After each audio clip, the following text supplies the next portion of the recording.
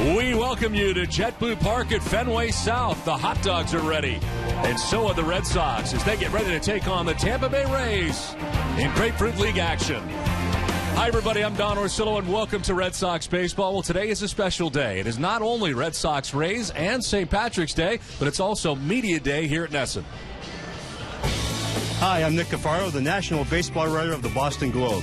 Who are the best managers in baseball? I'm going to let you know. I'm Rob Bradford of WEEI.com. Jackie Bradley Jr., will he or won't he make the team? I'll give you the answers. Hi, I'm Peter Abraham, the Red Sox beat writer of the Boston Globe. With Stephen Drew recovering from a concussion, the Red Sox need an opening day shortstop. I'll tell you who the possibilities are. Well, we look forward to getting all of their perspectives throughout the day today. And right now we're going to get Jerry Remy's perspective on the day. Jerry, we got 2 weeks left to go. A lot to be decided on the Red Sox roster. Well, you know, it's been a very long spring because of the World Baseball Classic, but it is down to 2 weeks now. And John Farrell was talking about this morning the fact that, you know, it's time to get the regular lineup in there on a more regular basis and see what they can do together.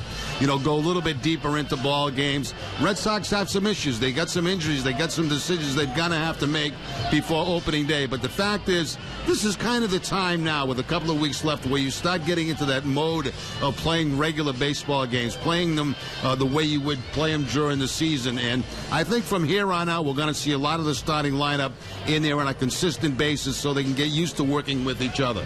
Should be a fun day today. It is St. Patrick's Day as we come to you from Fort Myers. A lot of green in the ballpark today, as you might imagine. Red Sox and Rays are coming your way next from JetBlue Park.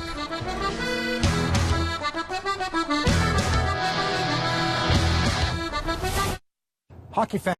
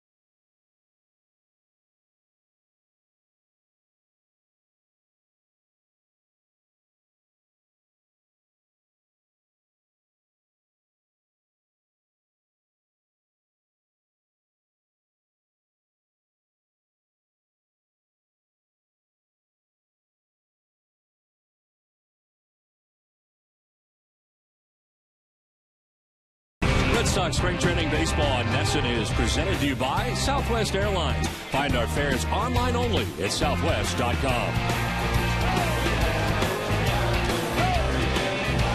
As you guys mentioned, 2 weeks left of spring training, a whole slew of players that are right now currently hurt. John Farrell has a lot of decisions to make before April 1st, but we have three of our best Boston writers up in the booth today. So Red Sox Nation, we're opening it up to you. Please tweet us any questions you may have for the Boston beat. If you want to ask about the 2013 Red Sox team, how about the opening day roster? Whatever you got, tweet us using the hashtag BostonBeat. Hashtag Boston Beat, and we do have some of the greatest baseball writers in all the game with us today, and we thank them as well. We look forward to hearing their perspective as the day goes on, as the Red Sox have taken the field today, and the Tampa Bay Rays are in town, as the Red Sox and Rays are about 45 minutes away from each other. The Rays home in Port Charlotte. Yunel Escobar is leading it off at shortstop, as the Rays starting lineup is brought to you by Southwest Airlines. Kelly Johnson is at first base with Evan Longoria at third base. Sean Rodriguez in center field in the cleanup spot. James Loney, the former Red Sox first baseman, is the DH today. Jose Lobaton does the catching with Mike Fontenot at second base. Jason Bourgeois in right field bats eighth, and Rich Thompson in left field bats ninth. On the mound today for the Red Sox is John Lester, who surrendered just 2 runs and 6 hits in 14 innings of spring training work. Last year in 33 games, finished the year at 9-14 with a 4.82 earned run average, and looking to bounce back in 2013. Now Lester ready to work to Yunel Escobar, the former Atlanta Brave and Toronto Blue Jay. Escobar in his first year with the Rays. And for 32 so far in the spring as he sprays one out to right, but right at Victorino for the out. Let's take a look at the Red Sox defense. They've made 18 errors in the 22 games they've played. Will Middlebrooks will be at third base. Jose Iglesias, the shortstop. Dustin Pedroia at second, and Mike Napoli, the first baseman, left to right. Johnny Gomes, Jacoby Ellsbury, Shane Victorino, and David Ross doing the catching for John Lester. One down in the first inning as Kelly Johnson stands in, and it is our pleasure today to have with us from the Boston Globe, Peter Abraham. Peter, welcome aboard. Thank you, guys. It's nice to be here. As we welcome in the writers, we'll try to get their perspective on their jobs heading into this season and what it has been like in the past. As a late time call there for Bob Davidson. I'll start off, Peter, we know you very well, but a lot of the fans out there may not know how you got your start. How did you get your start? It's a funny story. My hometown paper, the New Bedford Standard Times, was never covered our high school swim team.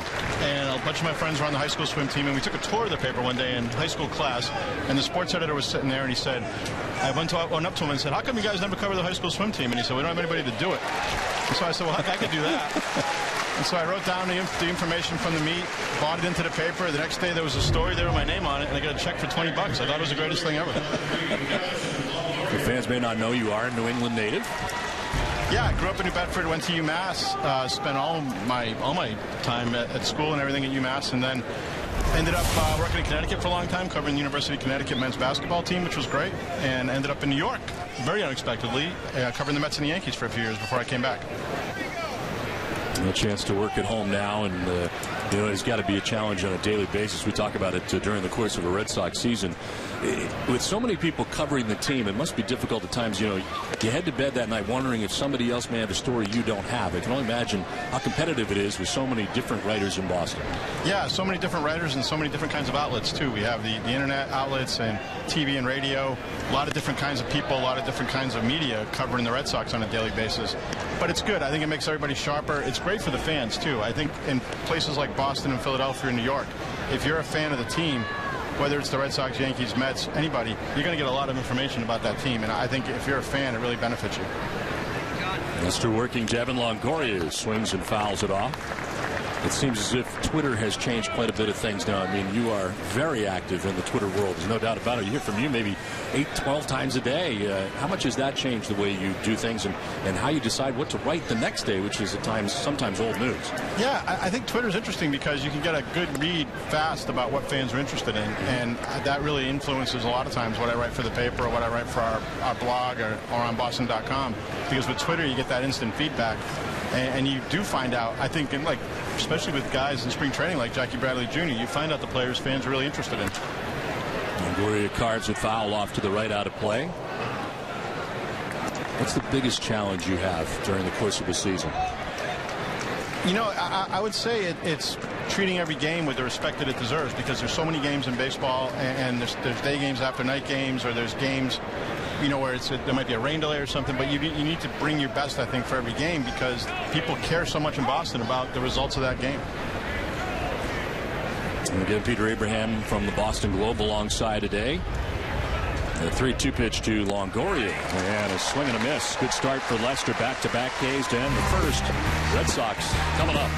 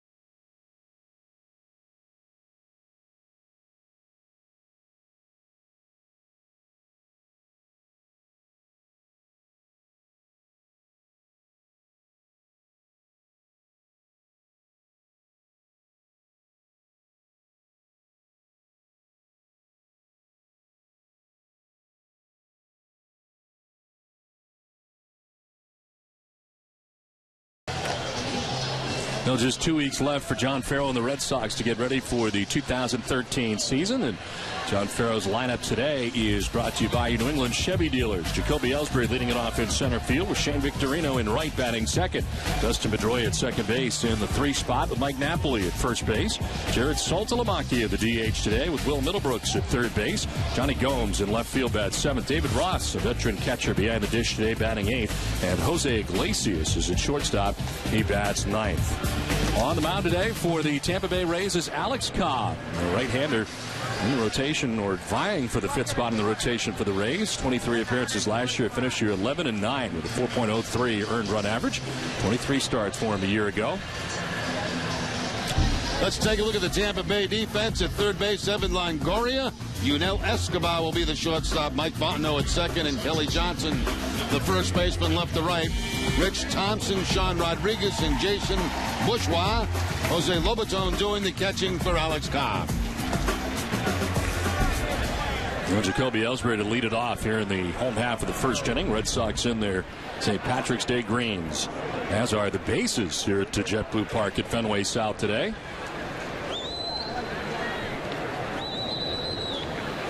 Everybody in green here at the ballpark as Ellsbury stands in with Victorino and Pedroia to follow.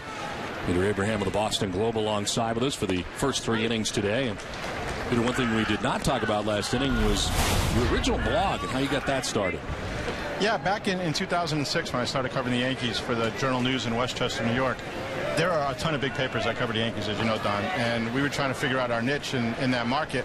So we started doing a blog, just updating the team over the course of the day on our website. And for 2 weeks, I think my dad read it, and I read it, and that might have been about it. And one day I decided to put the lineup up for a spring training game, just because for lack of anything else to do. And we got a bunch of comments. People were interested in the spring training lineup, and that kind of led itself into updating it every day, and it became pretty popular. Ellsbury retired 3-1 for the first out here in the bottom of the first inning. And by the time I left there to go to the Globe in 2009, we were getting about 100,000 page views a day and advertising on it. We were making a profit off of it, and it was a lot of fun. And we hosted events for fans at different parks and had people meet at Yankee Stadium and at their AAA park in Pennsylvania.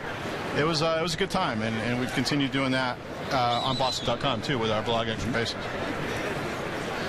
Now, so important, I know, for you as far as different sources go, and I know you can't always say who your sources are, and some of the best sources are people you would rather not mention, but very important. I'm sure every year you spend covering the big league beat, the more sources you get year in and year out. Yeah, it's funny, I've been doing this for about 15 years now. The people who you covered as players end up becoming coaches or managers or executives, and you talk about old times with them and you get to know what they're thinking. And I think the most important part of it, though, is just getting to know the players on an informal basis and not having your notebook open to interview them every time you talk to them.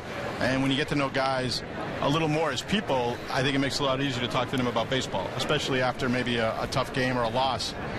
They might be a little more open to talk to you about things. Well, Shane Victorino returning from the WBC on the United States team as he turns on this and sends it down the right field line foul. It appears that he got enough at-bats during the WBC to really be on target for where he should be in spring training. I added it up last night. Between the at-bats he had with the Red Sox, the exhibition games for Team USA, and with Team USA, he ended up with 27 at-bats, and that's right in line with what the other Red Sox players have. Well, in games he didn't have a great many. It was a total of 11 at-bats during the WBC, and certainly disappointing for the U.S. team. Yeah, the biggest thing he needs right now is time in the outfield with Jacoby Ellsbury, just to work on that communication and the balls that are in the middle there. He was comparing it to being traded in midseason. You don't really have a lot of time to get ready, but they've got 2 weeks now in spring training, and I would think by the time the team gets to New York, those two guys will have their communication pretty much settled. And Shane's a center fielder. He knows what he's doing out there, obviously. Chops this one out to shortstop Escobar. A little trouble getting it out of the glove, but he still gets it there in time. And they're 2 away here in the first inning. There's that good changeup from Cobb. He had Victorino out in front of that, and that little tap to shortstop. And Yunel Escobar, coming over from the Toronto Blue Jays, makes that play at first base to get the second out of the inning. Victorino's also going to play some left field for the Red Sox in some of the bigger ballparks. Yankee Stadium may be one of those places where we see Victorino, very spacious left field in Yankee Stadium. So Fenway right field, and on the road at times he'll probably be in left field. Well, that big Fenway right field, I think it makes sense to have a guy with center field skills there. But in a place like Yankee Stadium, swapping those guys and putting Johnny Gomes in right field probably makes sense too. First pitch to Pedroia is in there for strike one. Well, certainly a festive day here today.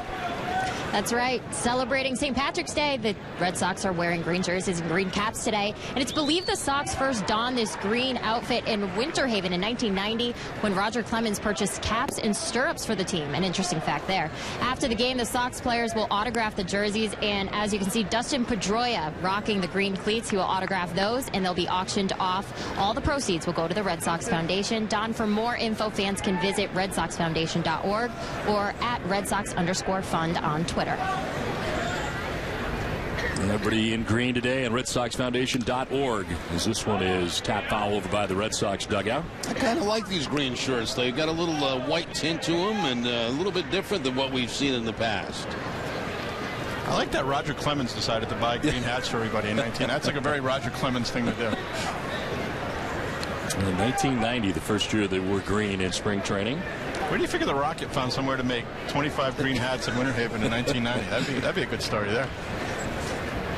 1-2 to Dustin Pedroia. Late swing, defensive swing, fouling it off. Well, Peter, some of the other topics going on so far during the spring. It's been a pretty good spring so far for Ryan Dempster. Yeah, you know, he's an interesting guy, I think. The Red Sox, it was a little bit of a surprise, I thought, Don, that they signed him. He wasn't a guy that you looked at in the beginning of the free agency and said, well, this is a guy the Red Sox will clearly target because he was a National League pitcher. But he gives you 200 innings every year, and I think that's the kind of guy who can really stabilize the rotation. And they need a guy like that, I think, just to kind of bridge that gap between Lester and Buchholz and then Lackey and Dubrant. I think Dempster can be a guy who's really important to them. Well, Pedroia strikes out looking as a word with Bob Davidson.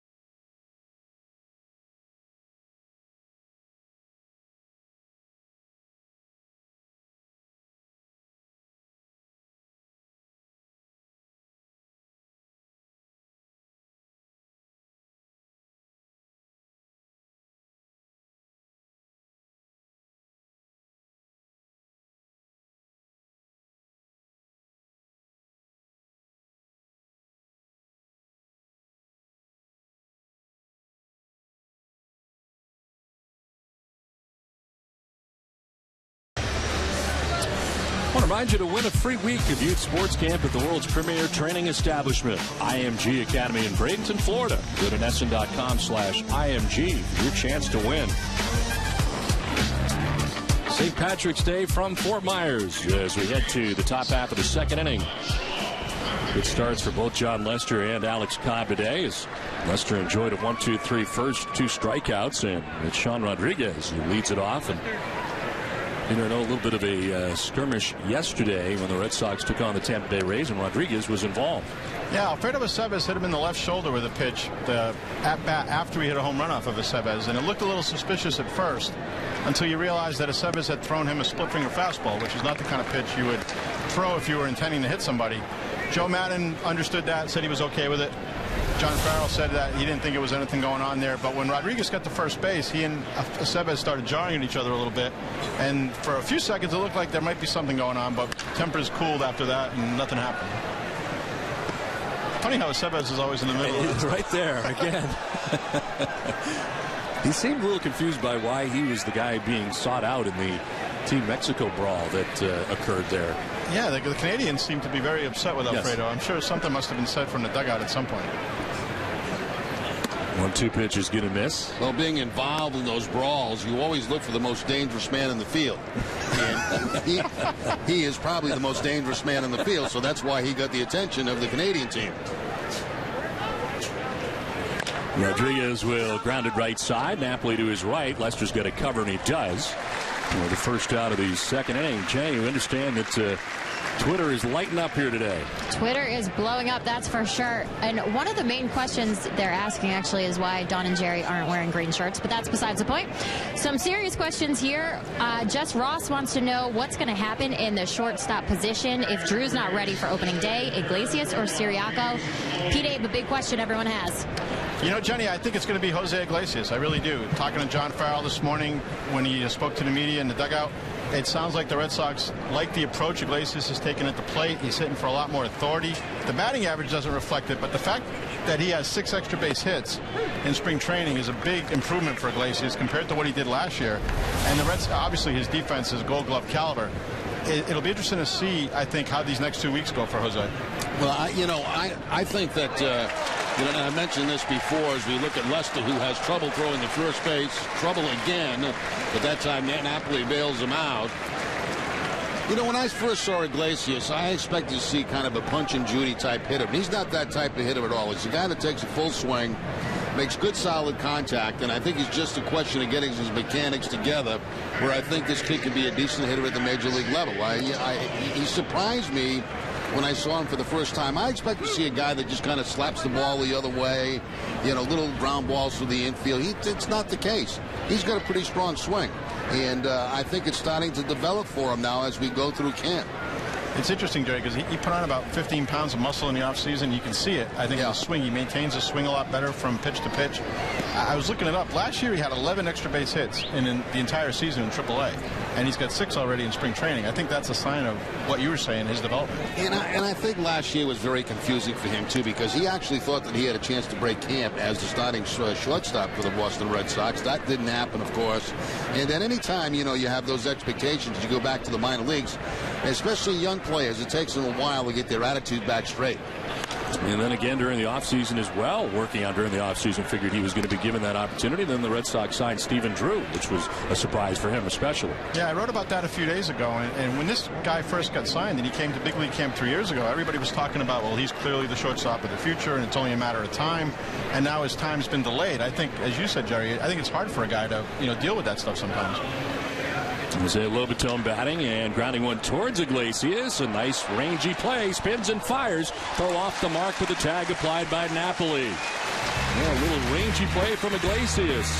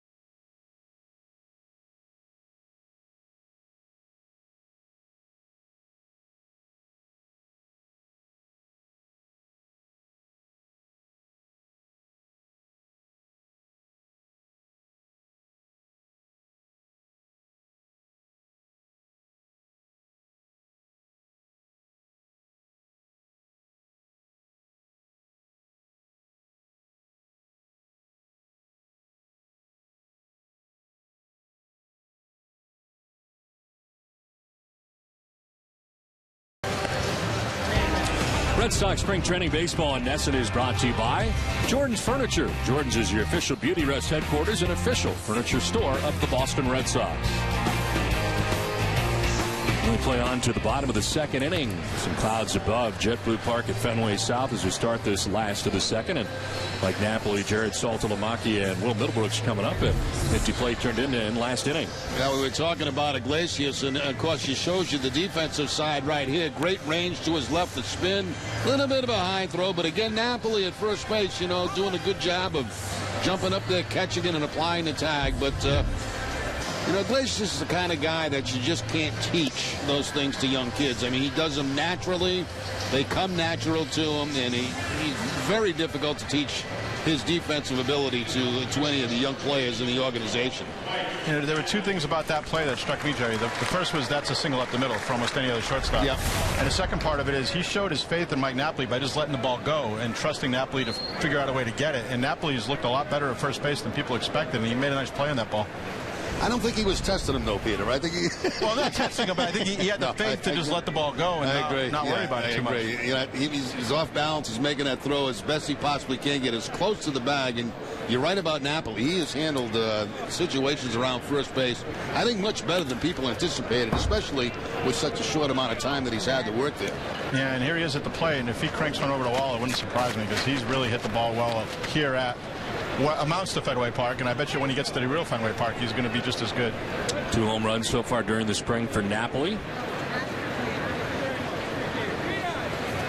Alex Cobb into his second inning as he had a 1-2-3 first inning, striking out Pedroia to end the inning. This is down to third, and Longoria gathers and throws for the first out of the second inning. Don, you're just talking about Mike Napoli. A lot of new Red Sox players in this clubhouse, and fans want to know. We have a tweet from Christy here. What is the feel and attitude in the clubhouse different from last year? Well, I think it's completely different because of all the new players. 9 different guys on this team, a lot of young players in the clubhouse for the first time in a couple of years. I've seen a markedly different attitude, I think, Don, and more so because of guys like Johnny Gomes, who's very demonstrative, David Ross, who's a big presence in the clubhouse with the pitchers as the backup catcher, and even, you know, guys like Jackie Bradley and Jose Iglesias have become, I think, more a part of things than maybe we would have anticipated. How much has John Farrell been a big part of that, too, coming back? Some of the guys knowing him from the past and the respect that he's earned.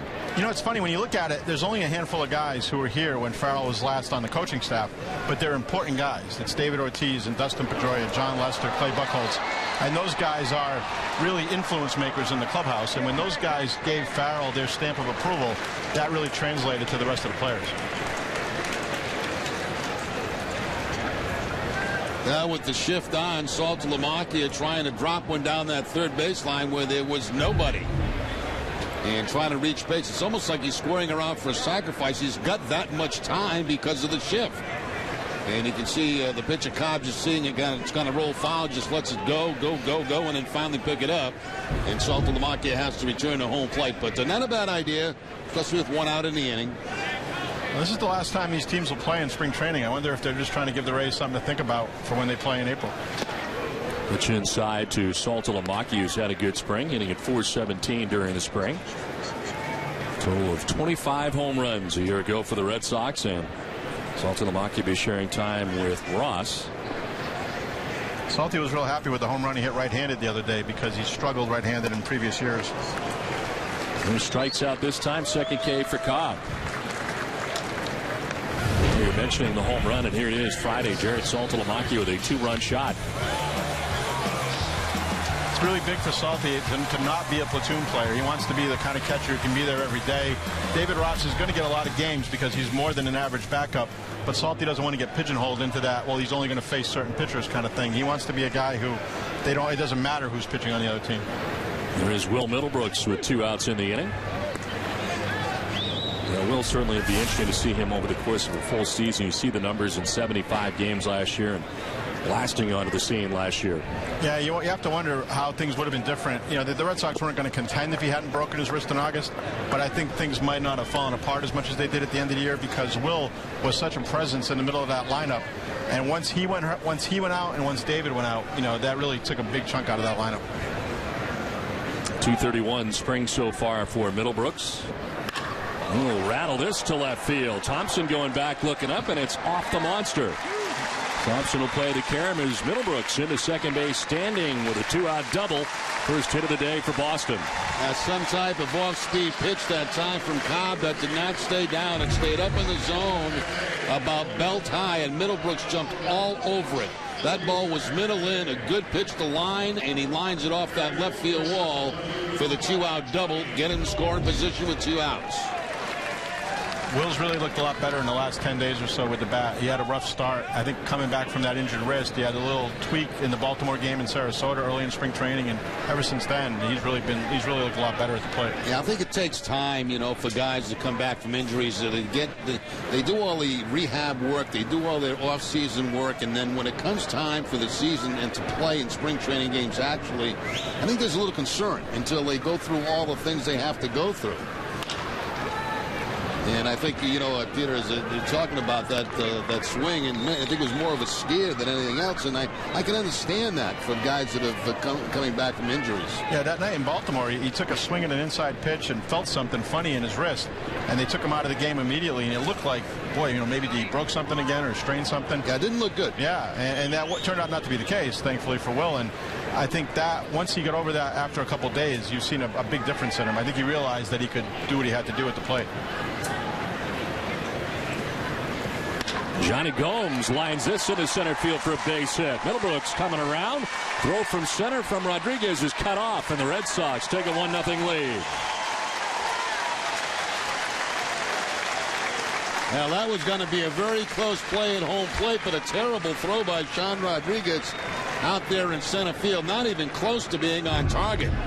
Johnny Gomes with a little bit of a shift on him, lines it right past the second baseman right there, as you can see, and watch his throw from Rodriguez way off target, because if that ball's on target, it's going to be a close play. But that is the correct play to send the runner with 2 outs, make him make a bad throw like that, and they did. So 2 down, Johnny Gomes driving in his 3rd run of the spring, and here is David Ross. Boy, no excuse for that with Rodriguez. He had a good charge on the ball. He had plenty of time to make a throw, and not even close. Well, Rodriguez versatility adding to it, playing some outfield this year, and certainly Joe Madden likes versatile players, guys that can do a couple of different things.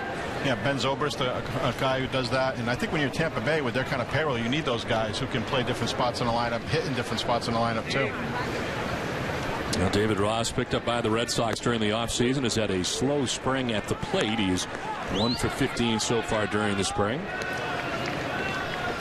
Do you get the impression that John Farrell is going to have personal catchers, or is he going to try to stay away from that? I don't think so. I think it's going to be more matching up against the other team's pitcher, because Ross has hit lefties so well in his career. I don't see them just having him just only catch John Lester or something like that.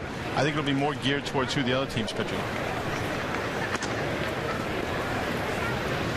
But it does sound like he is going to get more of a chance than your average backup to play. Yeah, I mean, they signed him to a 2-year contract. This is a guy they really thought highly of. He was telling me that the Red Sox were in contact with him literally the first minute they could of free agency. And you wouldn't think a team would reach out to a backup catcher like that so quickly. But he was a guy they identified who could be a guy who changes their clubhouse and changes the way they prepare for games, because he's so good at reading other teams. Well, he strikes out to end the inning. The Red Sox able to grab a run.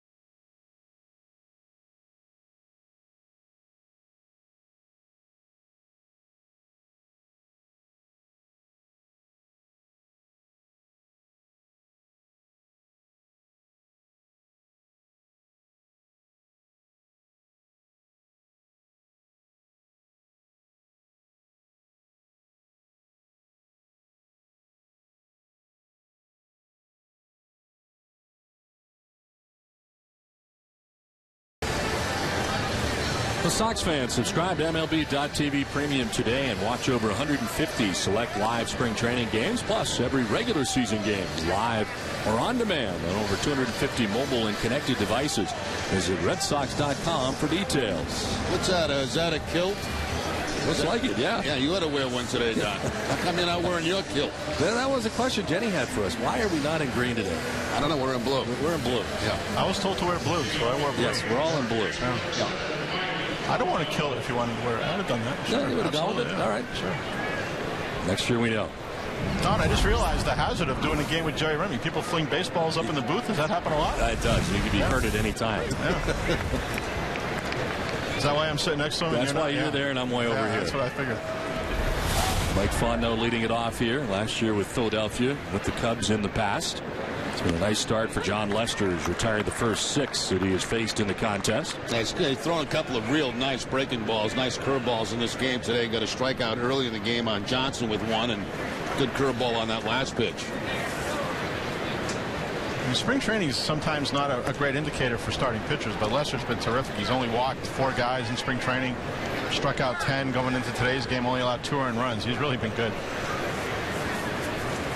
1-2 pitch coming to Fontenot. Leads it off here in the top of the 3rd inning.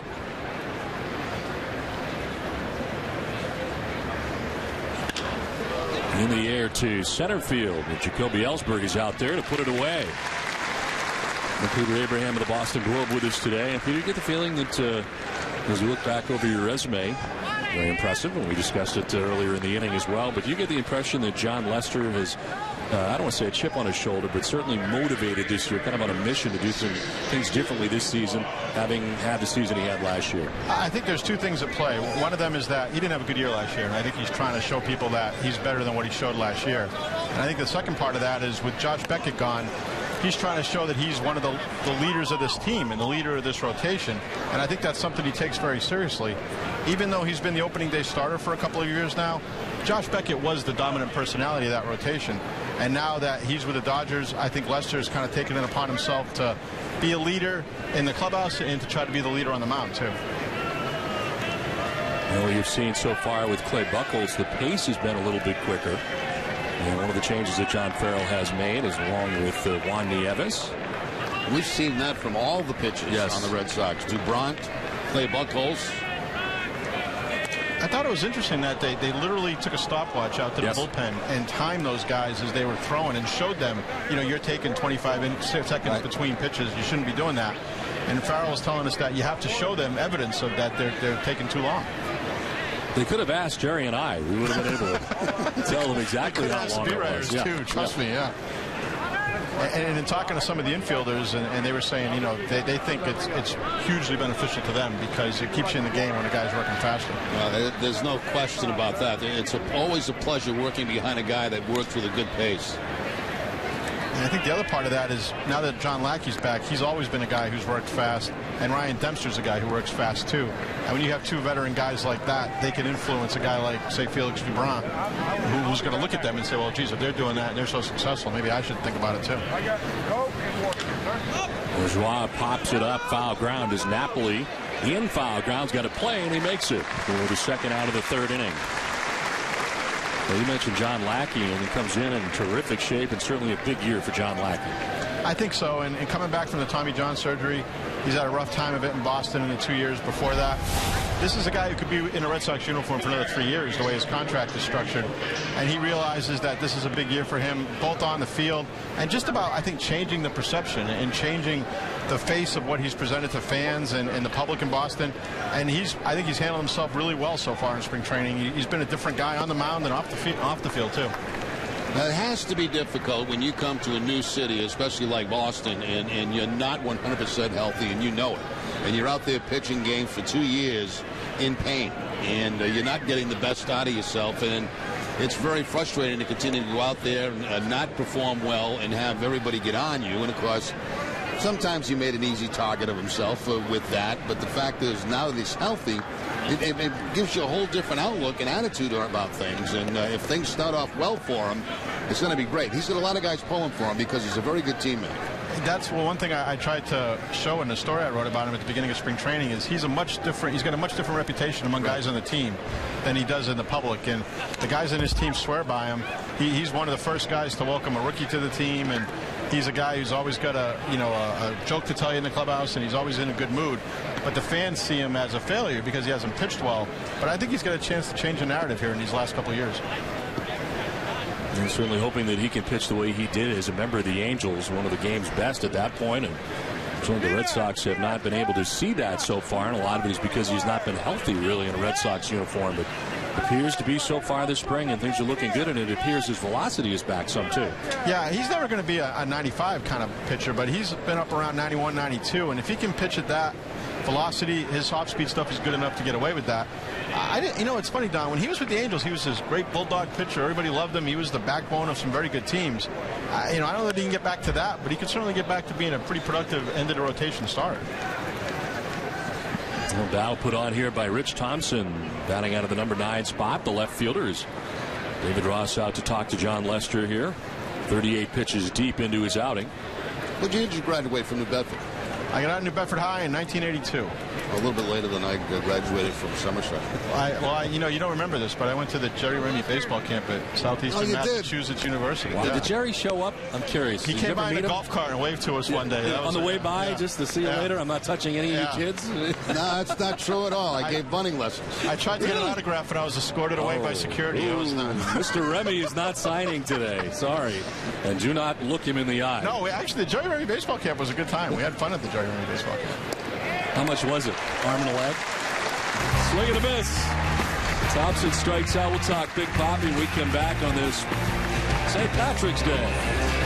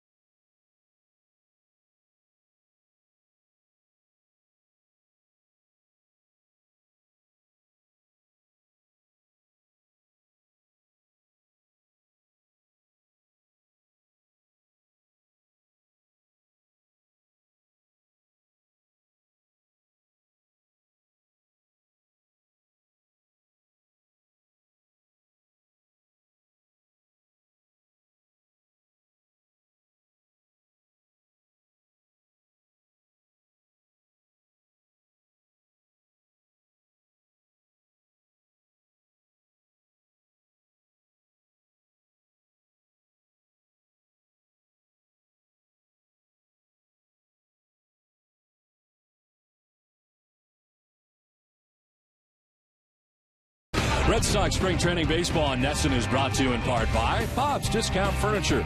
Discover extreme quality, choice, and value at Bob's Discount Furniture in-store and online at mybobs.com. Now in sports, you live to watch a win or go home scenario. And NESN has just that for you following the game today.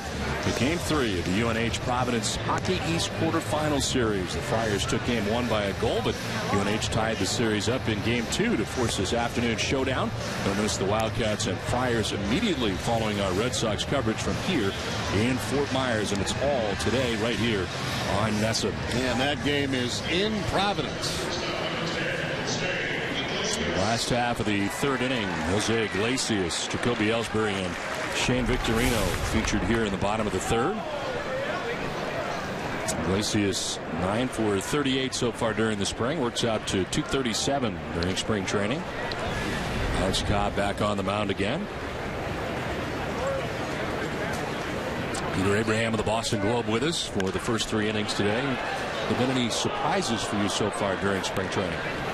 Well, I would certainly say the way Jackie Bradley Jr. has been pretty much the best player on the team the whole spring. I wasn't expecting that. Not for a guy who had about 60 games of AA experience last year. He's really been a revelation to me. I mean, we all knew he was a good player because of where he was drafted and, you know, the fact that he was a big prospect, but he's looked completely comfortable here in this environment. Now, Rob Bradford is coming up for the next three, and he's also going to talk a little bit about Jackie Bradley Jr. and it's a bunt bid down the third baseline. Longoria on the run, and the throw in time. Nicely done by Longoria.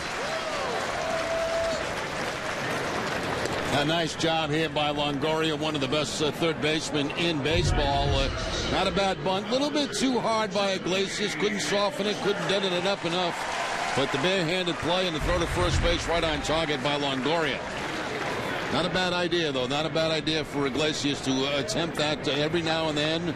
Learn how to bunt to third, learn how to push the bunt to second base. All things that can help him offensively.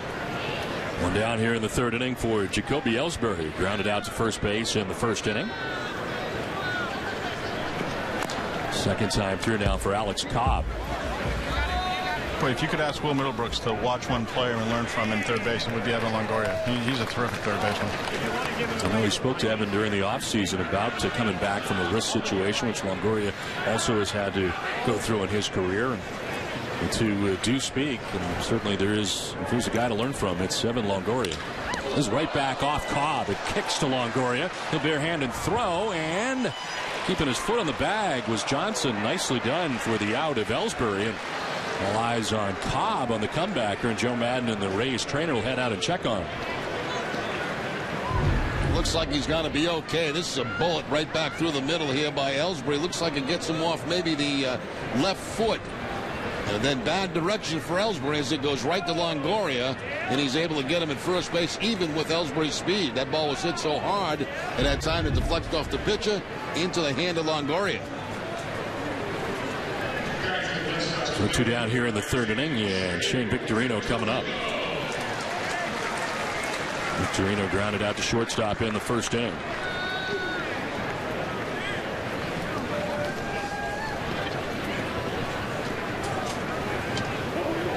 Alex Cobb, who spent time on the disabled list last year, struck on a batted ball back at him, and this one appears not to certainly have the impact that last year's did. And Cobb able to handle the second out. A little help from Longoria at third base. Well, you touched on a little bit earlier about Victorino playing right field at Fenway Park, or perhaps left field on the road in some venues, and that'll be interesting to see how John Farrell handles that. Yeah, Farrell's a big believer in positioning his defense and trying to get the most out of his defense, and the Blue Jays are very good at that, milking a lot of outs by the way they play their defense. And I think it just makes sense if you have a bigger field to play your better outfielder in that corner, especially where Gomes is not as good of an outfielder maybe as Victorino is. To me, that's, why just go with the traditional, well, this guy plays right and this guy plays left. If you've got a guy like Victorino who can play both spots, you might as well try that. And Gomes has played both spots too in the course of his career. And the Red Sox, of course, opening up at Yankee Stadium. And it sounds as if Gomes would likely be in right and Victorino in left in that scenario, with a big left field at Yankee Stadium. And the Red Sox go to Toronto before returning home to Fenway Park to begin the year. I think the other possibility, and John Farrell was talking about that today, would be the idea of keeping Jackie Bradley and playing him in left field, and then having somebody like Johnny Gomes DH maybe. Line into center field for a base hit. Shane Victorino collects the third hit of the day for the Red Sox. Comes with two down in the inning. The second time today, Victorino has swung the bat and hit the ball with pretty good contact. That time, again, a changeup that stayed up in the zone. Cobb's had a little bit of trouble getting that pitch down in the strike zone, down around the ankles. This one will stay upstairs, and Victorino does a nice job staying back on it and shoots it on the line for the base hit. He's got one steal in a Red Sox uniform this spring. See if he goes with two outs. It might sound silly on March 17th, but that's a pretty big hit for Shane Victorino coming back from the WBC where he struggled. He wants to try to get off to a better start here with the Red Sox, and that's a good way to get it going. And Dustin Pedroia gets his second at bat of the day. Struck out looking in the first inning. One of three strikeouts today for Alex Cobb. You know, Don, you were asking me about my job before. Shane Victorino makes it easy. You just turn on the tape recorder, and he just goes for about 10 minutes. He kind of writes the story by himself. Yeah, that's got to be an aspect that you enjoy, and you think about different clubhouses. It matters to you guys from a character standpoint, some of these guys, because it can be difficult at times to do what you do if they're not willing to help out. Oh, sure, yeah. It's much easier to write a better story when the player cooperates. And at spring training, everybody's in a pretty good mood, and then after a couple losses, everybody's not in such a good mood. So it's but Shane is one of those guys who loves to talk, whether it's with us or his teammates or anybody. And he was going good today. He must have had a couple of Red Bulls today, because he was really, it was okay, Shane. I think I'm good. Like, we're all set. Well, with that in mind, last year had to be a real challenge for you as well on a daily basis as things progressed and the year went on. Oh, sure, yeah. That's when trying to develop relationships with guys and getting to know them and being able to walk up to them when times are tough and say, hey, I know this was a tough day for you. Can I get a couple minutes? And you got to pick your spots, because you don't want to intrude on somebody when they're going through a bad time every day. You want to try to find out when's the best time to do it. A couple of close plays at first base, but Victorino able to get back successfully. Yeah, he's got himself a very good lead over at first base. Slightly open stance, diving back toward the outfield part of the bag. Really aggressive player, Victorino. That's one of the reasons that Joe Torre wanted him on Team USA. He's a guy who will take the extra base, steal a base, put down a bunt. He'll do a lot of different things that can help a team.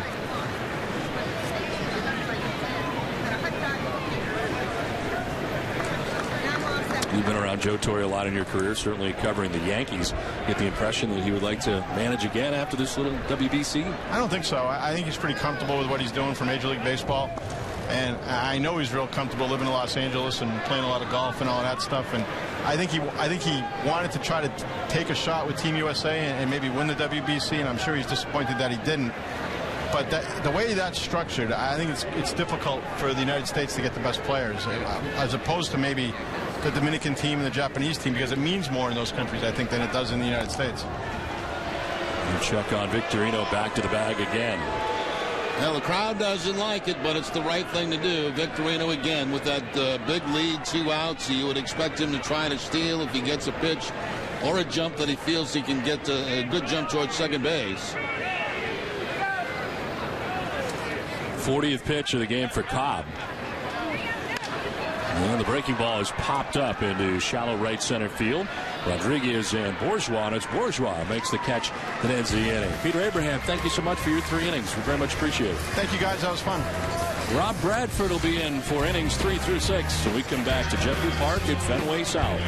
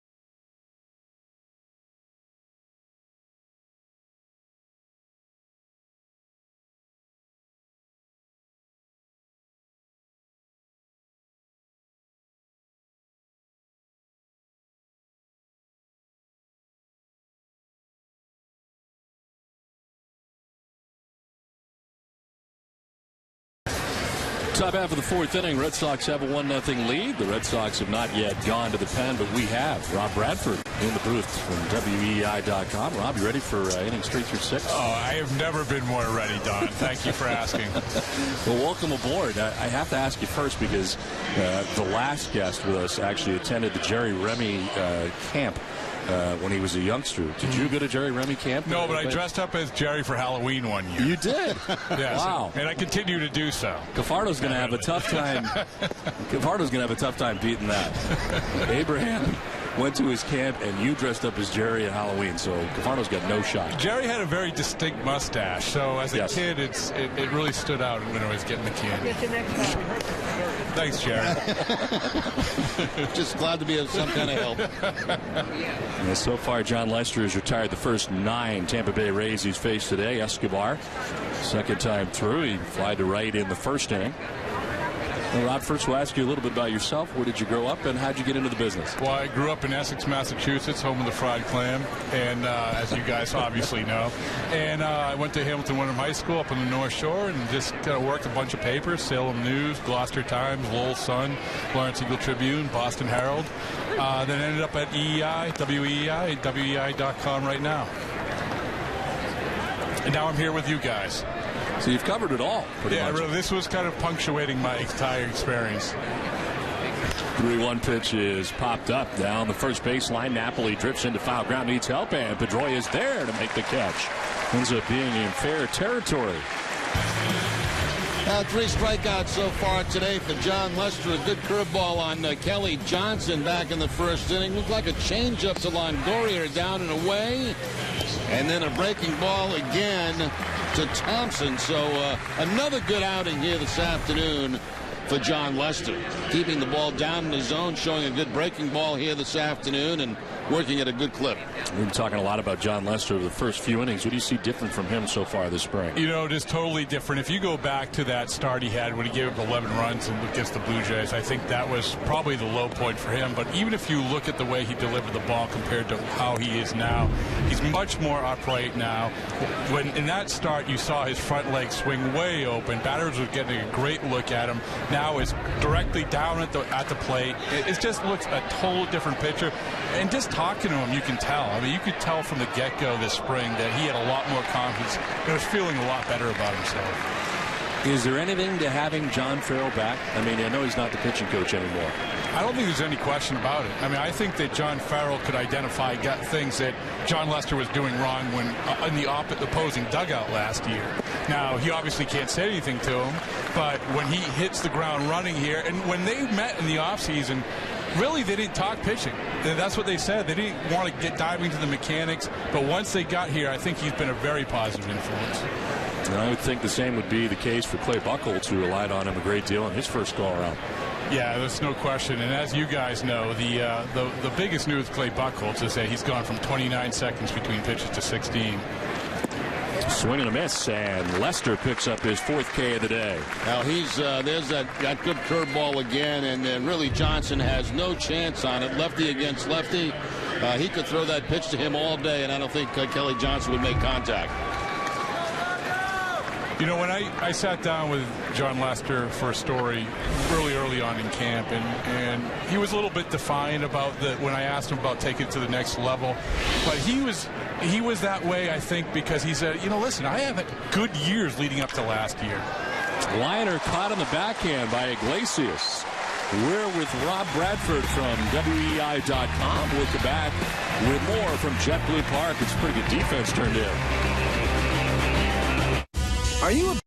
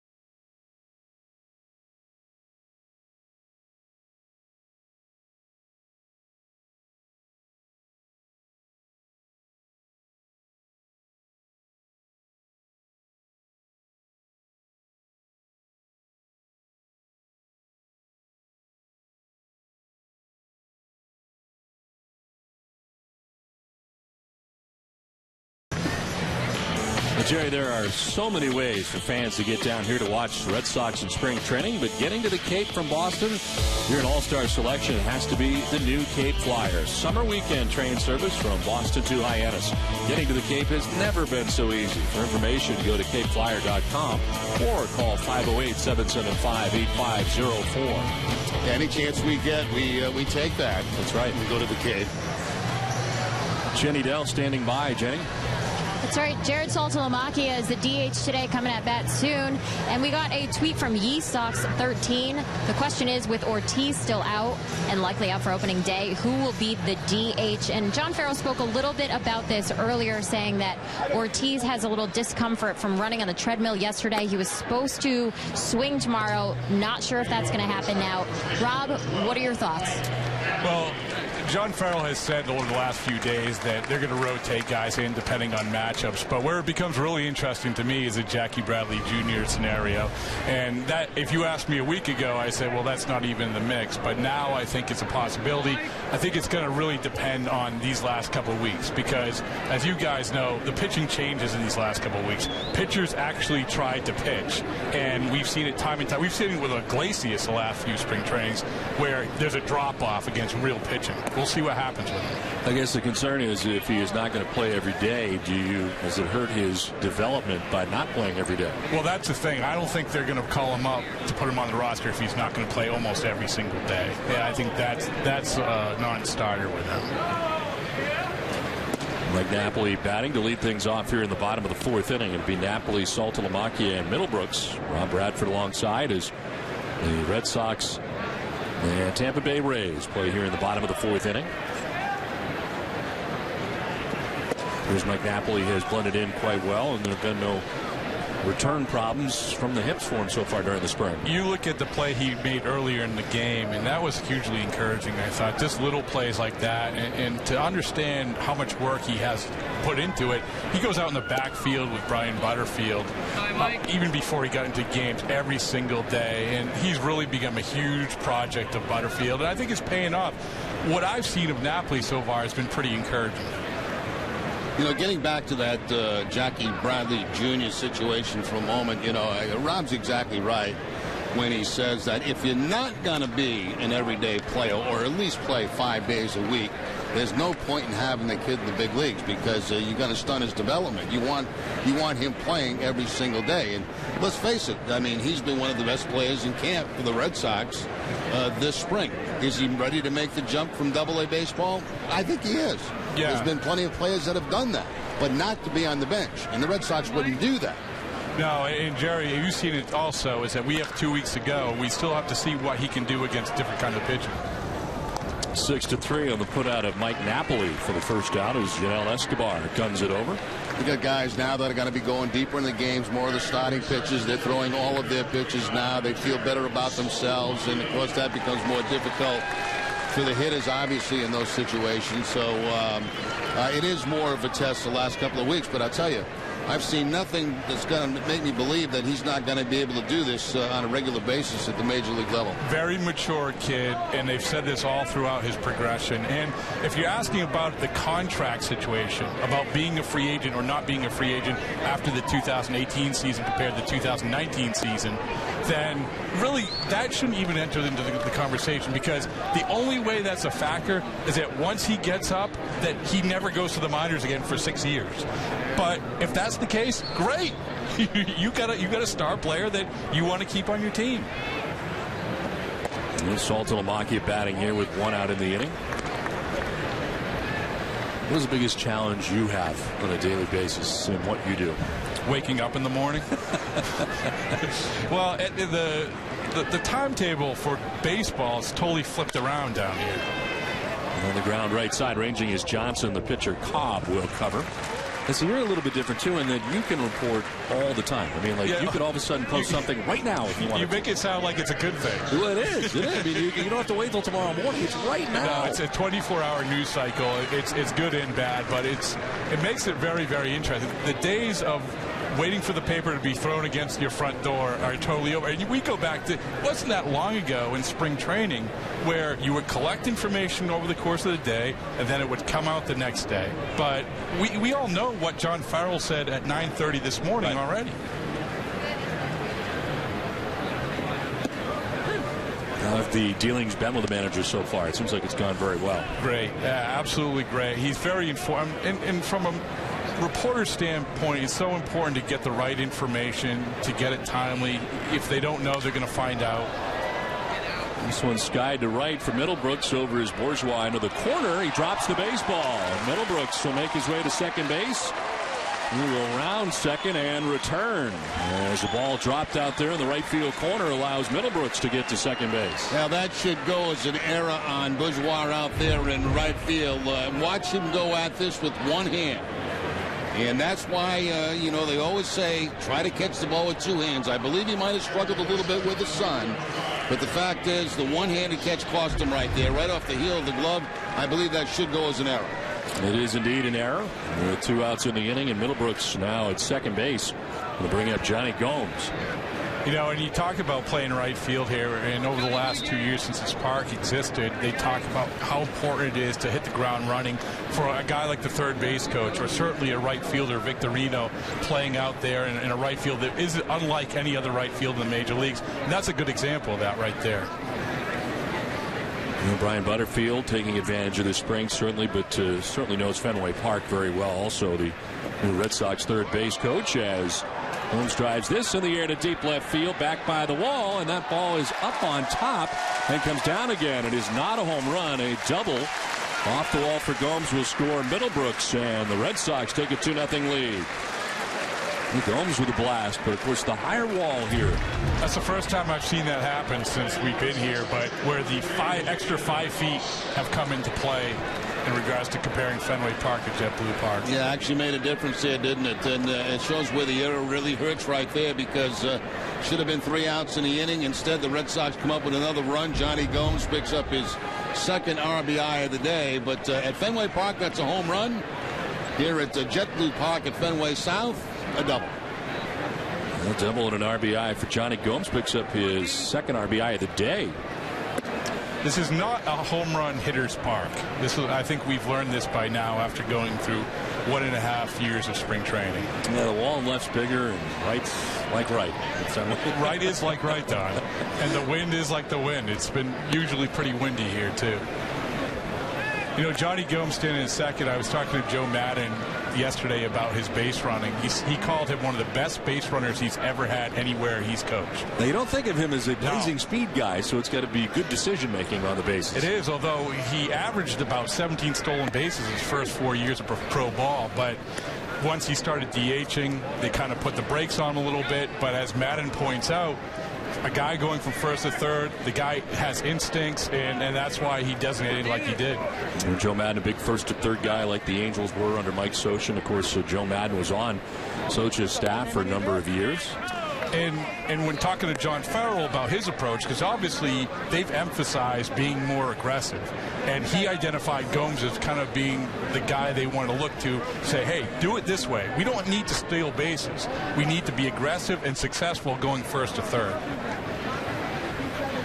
In scoring position at second base with 2 down as Cobb spirals off the backside of the mound. No throw. That's a good example right here where, you know, Gomes has a very good lead at second base, knowing that on contact he's got a good chance to score. He's taken what the second baseman will give him, and you know, he's in a good position right there on any kind of contact to be able to score. I'll remind you, the Bruins return to Nesson Tuesday night when the black and gold visit the Winnipeg Jets. Second game of a crucial 4-game road trip for the Bruins as the schedule heats up and every point is at a premium. Nesson's unsurpassed NHL coverage starts at 7:30 p.m. So don't be late. Bruins and Jets Tuesday live on Nesson. Jerry, who was the best sneaky base runner that you ever played with? Sneaky base runner? That's a tough call. There were a lot of good base runners. You know, we had a guy on our team, Carlton Fisk, who was a big guy, but a very good base runner. Not great speed, but could run the bases very well. One of the best at going first and third. You think around Rod Carew, great base runner, you know, there were quite a few of them. And I'd have to really sit down and give that a lot of thought. But there were a lot of guys. Freddie Patek for a while, very fast. Matter of fact, led the league in stolen bases one year. But it's not always speed, as you mentioned earlier. It's, you know, it's guys that know how to read outfielders, know how deep they're playing. That's so important to know where your outfield positions are, where they're playing, and be able to take advantage of that. Iglesias with a swing and a miss, and it's 1-2. Well, Gomes had told me yesterday that in 2010 he was the only player to hit 15 home runs and go first to third 15 times. And as he points out, the things that he does, like going first to third like that, don't necessarily show up in arbitration cases. Right. But they mean a lot to a team, especially a team that's trying to execute like the Red Sox are going to try to do in the philosophy John Farrell has.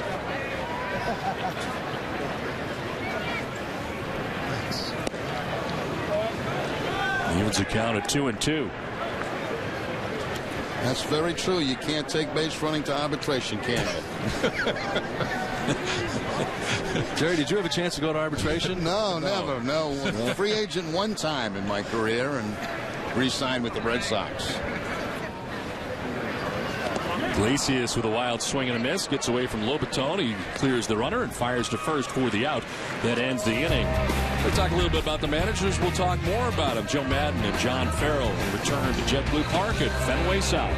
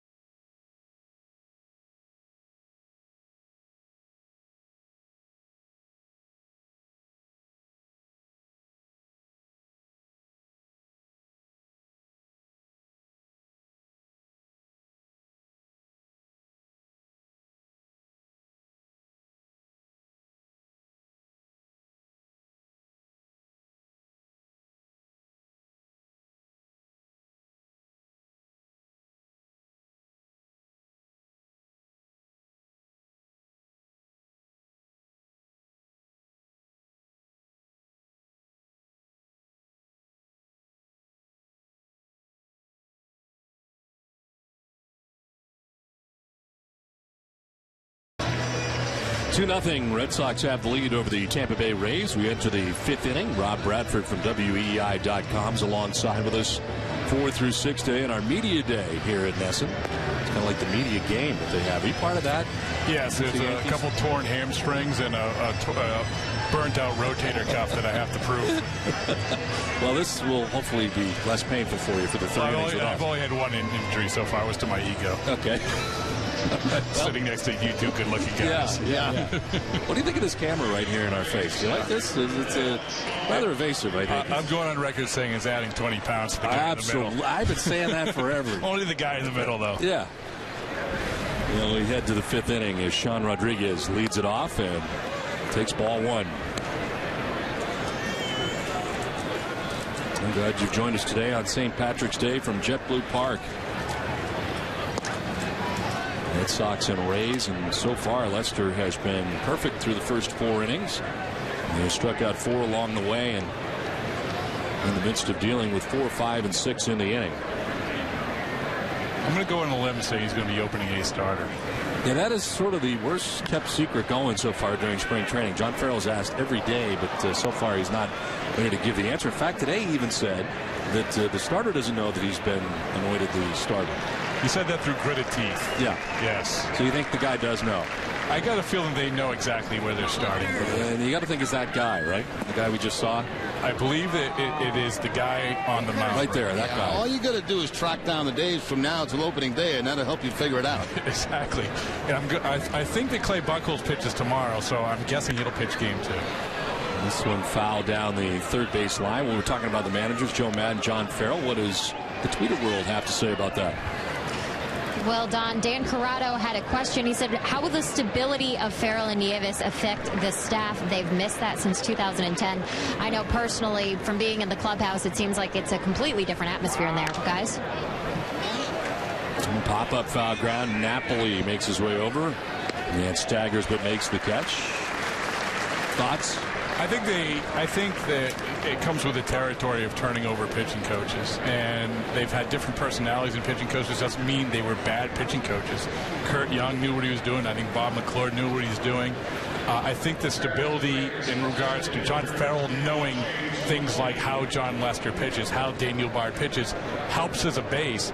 But I've also been very impressed with Juan Nieves. You talk to Juan Nieves about a guy like Alan Webster, for instance, and everyone says Alan Webster came out throwing 98, 99. Well, there are adjustments that Juan Nieves helped Alan Webster make that has allowed him to throw strikes while staying at 98, 99 and throwing that changeup.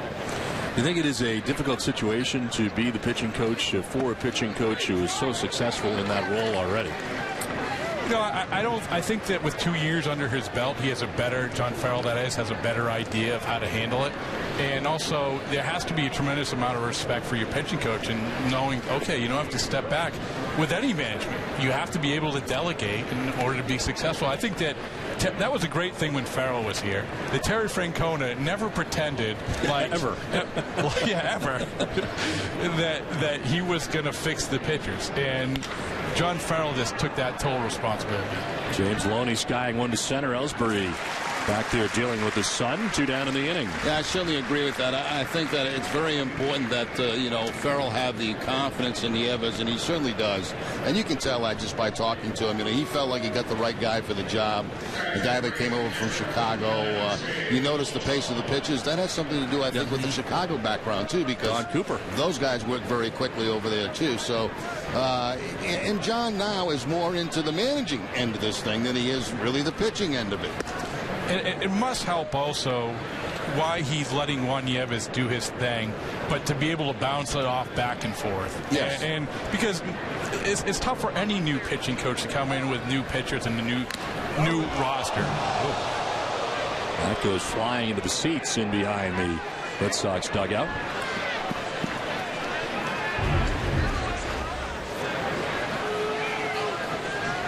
Well, fortunately, nobody looks like they got hurt on this. There will be a tug of war, I believe, for the bat as it bounces around a couple of times. Jenny Dell almost got it.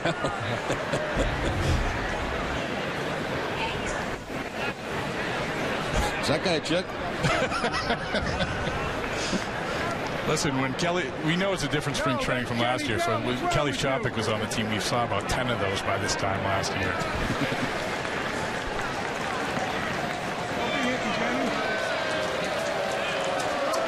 Joe Sicardo, security for Massachusetts State Policeman, getting the bat away. And they'll get one back. Jenny's going to give it back. It's going back. This one fouled off to the right, out of play.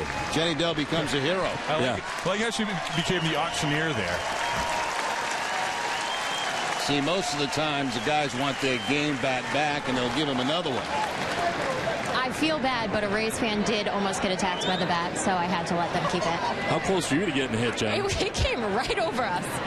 I mean, that was very close. That was probably the scariest one since I got this job. The last game you had the helmet. Maybe you should wear the helmet all the time. I need my helmet. 2-2 pitch to Jose Lobaton, and that is just outside. Lester wanted it. Well, if nothing else, Jose Lobaton has a built-in excuse here if he strikes out. The fan has his bat. That's right. Mr. 66 pitches deep into his outing. And this has been some kind of outing. He has been perfect through the first 5. That is strikeout number 5 for Lester.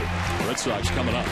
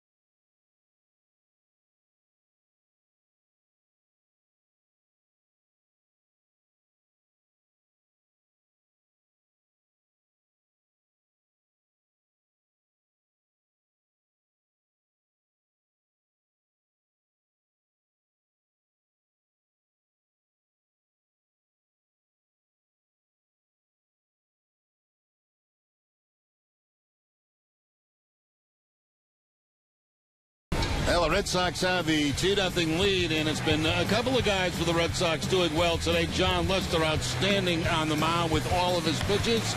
And offensively, it's been Johnny Gomes, a base hit up the middle to drive in a run, and then a double off the wall to drive in a run. Take a look at the numbers for John Lester. Not a hit allowed in 5 innings, 5 strikeouts, 44 strikes, and 67 pitches so far for John Lester on the afternoon. Well, he has been exceptional as the Red Sox come to bat here in the bottom of the 5th inning. Ellsbury, Victorino, and Pedroia anticipated. Rob Bradford from WEI.com joining us here in the booth. 4 through 6 here in our media day. Next week it's rock and roll day, you know. Really? Yeah, we have Mick Jagger. Mick Jagger's going to join us. Keith Richards. You have to wear the Elvis jumpsuit for the broadcast? Yeah, exactly. Oh, nice. Theme day. Again, media day usually means there's free food somewhere. So yeah, we got nothing for you. Take a look around. There's nothing. Absolutely nothing. The game of baseball is a real winner today. Well, Jacoby Ellsbury leading it off. He is 0 for 2. He's grounded out twice. As he shows bunt, pulls back, and takes strike 1. All right, looking forward to the future. In your estimation, can the Red Sox bring Ellsbury back beyond this season, or do you think this is it for Jacoby in a Red Sox uniform? I think this is probably it for Jacoby in the Red Sox uniform. So many things would have to break the right way in terms of other teams' interest. I don't think he's going to be beholden in terms of wanting to stay and taking a hometown discount. But it will be interesting to see where his market ends up, because if he's able to repeat the 2011 season, it's going to be a record contract. It's going to be above and beyond Matt Kemp. Well, Scott Boras certainly likes to test the waters generally and let it go to free agency. That has been the past, and perhaps that will happen once again. Yeah, I'm really interested in terms of Ellsbury this year, and this might make a difference in his contract, is his power output. And they might need it if Ortiz is out for an extended time. On the ground down to first, Kelly Johnson will take it himself for the first out of the inning. But just to follow up on Ellsbury, in the power output, talking to Greg Colburn, they said that they've made a conscious effort to remind Ellsbury this year, listen, you can hit the ball out of the park, because I think he's been so focused over the last 6 months to year and a half to, hey, I just want to put the ball in play. I want to hit a line drive, which is how he always was up until 2011 before he started getting some lift to the ball. Retired here for the first out of the 5th inning, and it brings up Shane Victorino. How do you assess the division? It certainly comes down to health when you think about everybody's roster. The Yankees off to a tough start in that regard, but how do you think the division shapes up? I like Toronto leading the division right now, but they have to have some things break their way. I think R.A. Dickey is an underrated acquisition. His ERA could go up a run from last year, but he's still going to give you the innings and be pretty good. Ricky Romero's been pretty bad there, so that's interesting how that'll pan out if they can have someone come fill in there. Chopper right side. Fontenot on the high hop. 2 down in the inning. I think everyone wondering about Baltimore, whether or not they can return to any semblance of what they were able to do last year. Yeah, I really don't see it right now. And the thing that concerns me, they have some great young arms. And we saw them there the other day was Gossman and Bundy. And Gossman being actually better than Bundy, according to the guys who faced him.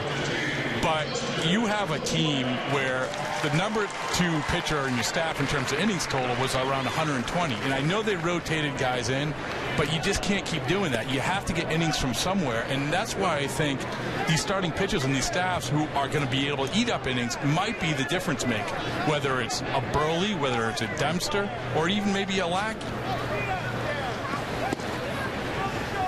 It's really tough. You sit down and look at the whole division, and it really is a difficult division to pick this year, right? You know, usually you can always say it's going to be New York and Boston, and Tampa's going to be there. They should never go away. But things have changed so much in the division, it's really hard to pick. Escobar bare hands and throws. Nice play to end the inning. The 1-2-3 inning for Alex Cobb. Well pitched here today. Grapefruit League action continues.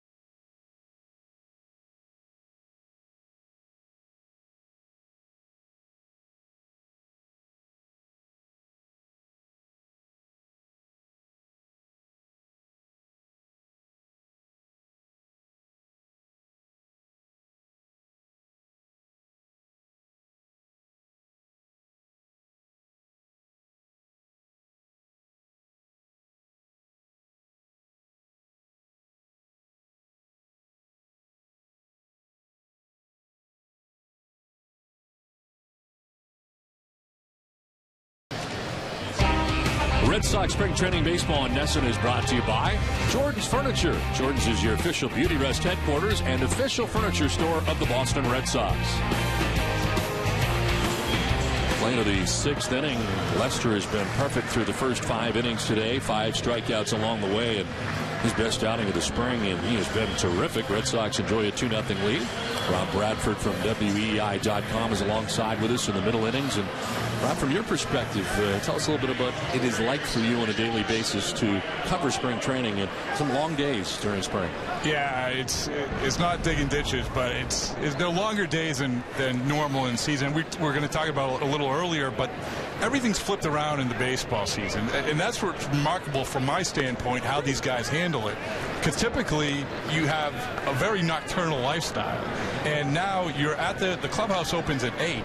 Brian Butterfield's getting to the park literally at 3:30 in the morning. A lot of the players are getting here at 5 or 6 in the morning, and so it's a lot different. The other big difference this year has been the TVs in the middle of the clubhouse, which is are showing the Today Show instead of Cody Ross's bat flip on the loop. I remember the loop last year. That was. If you ever want to learn how to do a bat flip, it was magical. Why is Brian Butterfield here at 3:30 in the morning? That's a great question, because he's legitimately crazy. He is obsessed. Brian Butterfield right now is obsessed with the status of Julian Edelman's. Okay. Re-signing with the huge Patriots. fan. Yeah. That much I know. He's from Maine, and is a great instructor. He's been a great third base coach, and has been in conversations for managerial positions over the years. But one thing he enjoys very much, and that is instructing. He's really one of my favorite people in baseball. I've known him for a while, but he is so good at preparation. And we talked about the shifts and things like that. He had a big part in regards to how Toronto used shifts last year, how he implements a running game. We talked about Napoli, how much he's worked with them.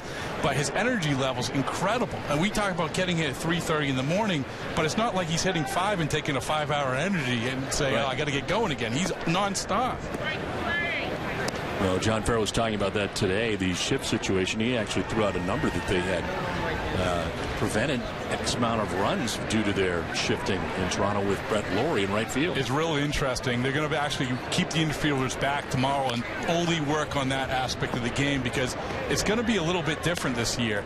Last year with Toronto, they used Brett Lawrie to move all over, including out by the warning track or close to it, certainly close to the warning track in the infield on that side of the diamond. But they're not using Middlebrooks that way. They might use Pedroia more like Lawrie than Middlebrooks. Well, just missed, framed by Ross, who wanted it, as did Lester, but a full count now. In regards to Pedroia, they say Pedroia isn't yet comfortable because he's never played that deep on shifts before. And Jerry, as a second baseman, you must know that's kind of probably an unsettling feeling. It is an unsettling feeling, and the very few times that I had to shift on a right-hander and had to go to the shortstop side, I was afraid to make a throw because, the throw was a lot longer than what I'm used to. It's the same when you go out in the short to right field. That's a much longer throw to first base than what you're accustomed to. And the fact is that there are a lot of guys that are not comfortable doing that. Now, that's one of the reasons they put Lawrie out there, and they don't want to take the second baseman and shortstop away from a double play situation with a man on first base. They don't want a shortstop having to make a double play. I mean, a third baseman, excuse me. 1-1 the count here to Jason Bourgeois. We'll take a look at our Sox fans further inside the game, as this one is grounded to short, and Iglesias' throw. 2 down in the inning. Well, the inside word is brought to you again by Bob's Discount Furniture. Jenny, what's going on with Shane Victorino? All right, Shane back from the WBC. Does it feel good to be back with the team and out there in a Red Sox uniform? Absolutely. It was a little disappointing for us. I mean, our goal was to win it all, but, unfortunately came short. But, yes, it's always good to be back with the team. This is our goal, and this is what it's, you signed up for. But, again, being back with the guys, I think, everybody was teasing me, like, who's the new guy and stuff like that. But, that's what it's about. I'm excited to be back with the guys, and, hey, we got about 2 weeks left to go. So you mentioned it was disappointing, but overall a great experience with the WBC. Yeah, it was wonderful. a bunch of great guys. An opportunity again, to represent our country. Again, we let them down, but at the end of the day, we battled. We played hard. We played to our last out, and again, it's never a good timing, but again, we had fun doing it. Again, it was one of those things that we wanted to represent our country, and we had fun doing it. Like I said, we came short, but like I said, we got to focus now on 162 and get ready for a good run here. Right on par with at-bats. John Farrell said he's not going to get you out there playing 7 days in a row, but what are you looking for in the next 2 weeks? Well, I told him, I said, whatever you want me to do. I played 9. I'm ready. I'm physically ready to go. So, I told him whatever to do. So we'll see what happens. I got done early today. I had 3 at-bats. So, and I'm going tomorrow on the road. But, I told him, I said, whatever we got to do, I'm ready to go. So. Glad to have you back, Shane. All right, thanks, Jim. Well, a remarkable start for John Lester today. He's perfect through 6. Red Sox on top.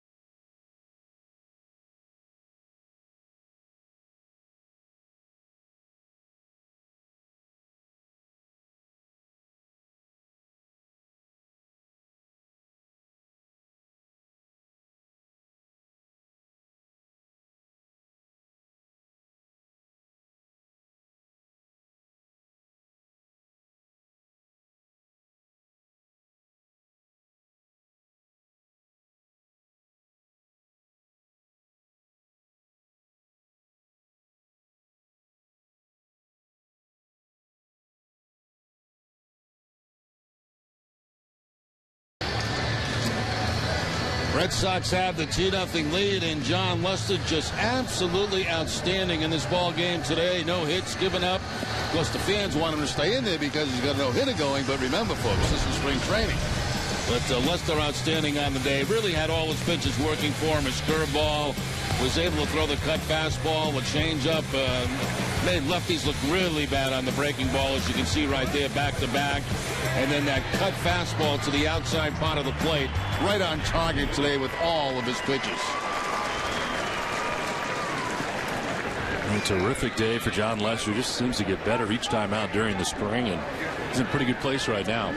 Yeah, as I was saying earlier, that the conversation I had right out of the gate in spring training, where he took, I don't want to say took offense, but he was a little upset about people saying taking it to the next level. What level do I have to take it to?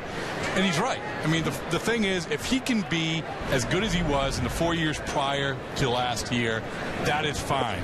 I think the problem comes in when people compare him to a David Price or a Verlander or some those sort of years, which are really an aberration in the world of pitching now.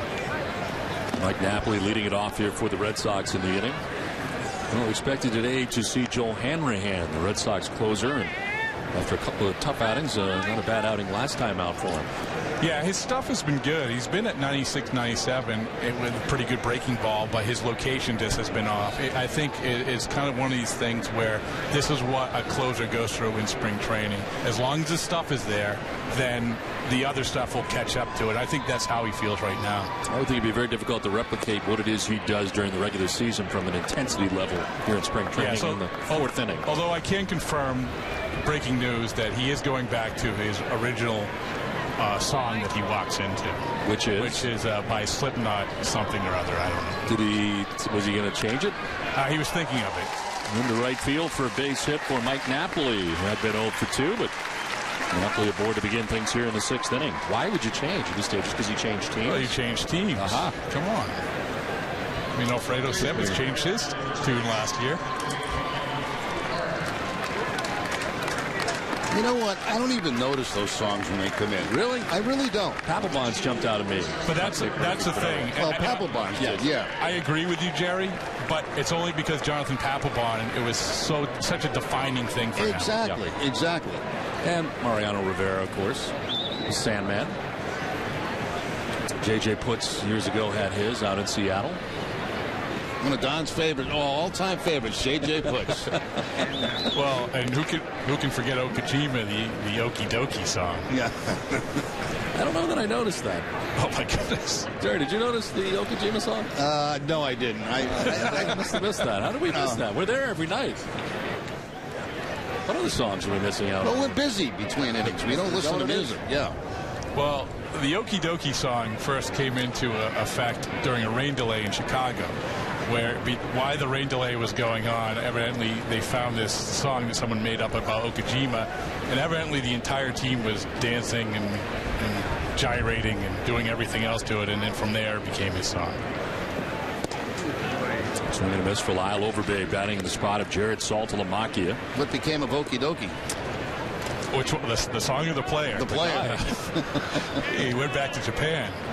I think it was all downhill from that moment in that clubhouse in Chicago. As soon as you get a song, that's it. You better live up to it. And 2 pitches down low, and it is 1-2 to Lyle Overbay. What do you make of the first base situation with some of the guys vying for the spot behind Mike Napoli, it appears? It's really interesting, and I think that Mike Karp has kind of come on over the last couple days, certainly with his bat. Overbay's the better defender, but the way that Napoli has played first base so far, I don't know if you need that defensive replacement type of guy to back that position up.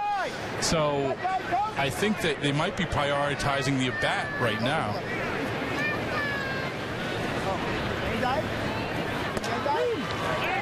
Strike 3 call and a snap throw to first that is not in time as Overbay strikes out and Karp had to scamper to get back.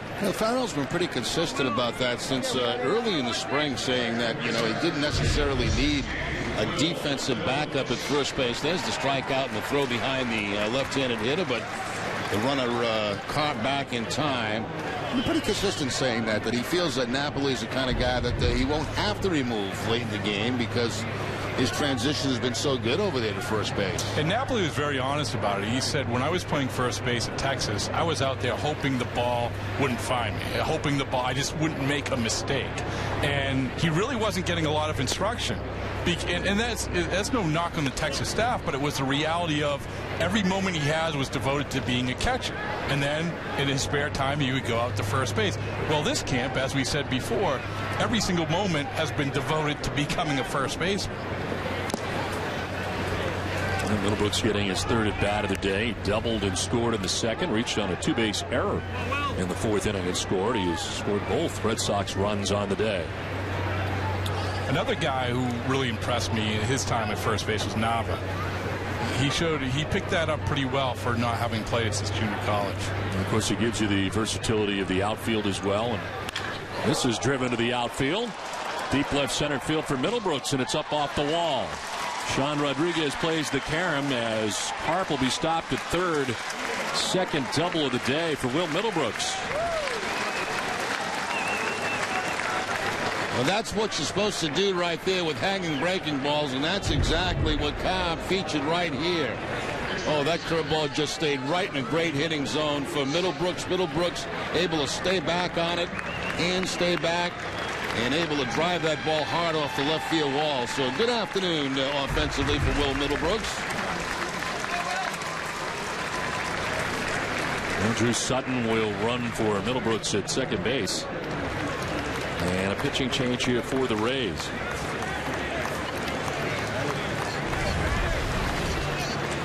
It is the Red Sox on top in this one as a pitching change from JetBlue Park.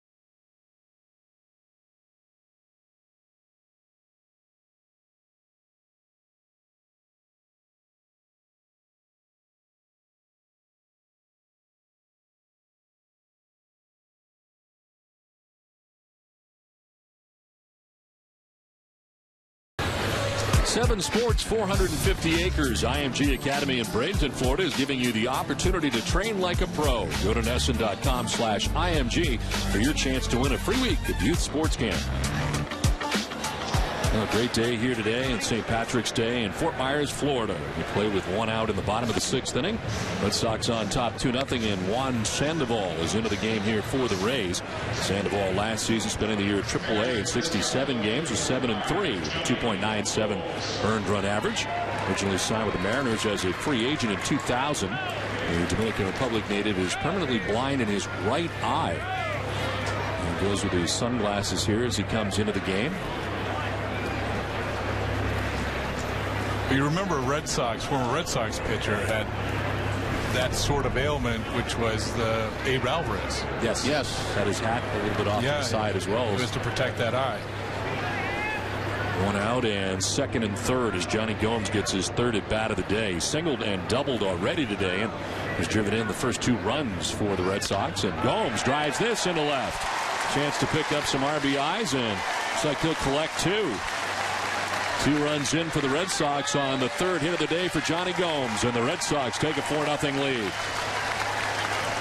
Now Gomes with 4 runs batted in on the afternoon, and he has hit every ball hard in his at-bats here this afternoon. Not waiting around. First pitch that he sees, he gets a ball middle in, top spin line drive over the third baseman's head, Longoria, and hits so hard that he has to hold up at first base. That's a nice play out there by Thompson, sliding and keeping Gomes from a double. So all the runs charged with the starter Alex Cobb, who goes 5 1/3, giving up 4 runs on 6 hits.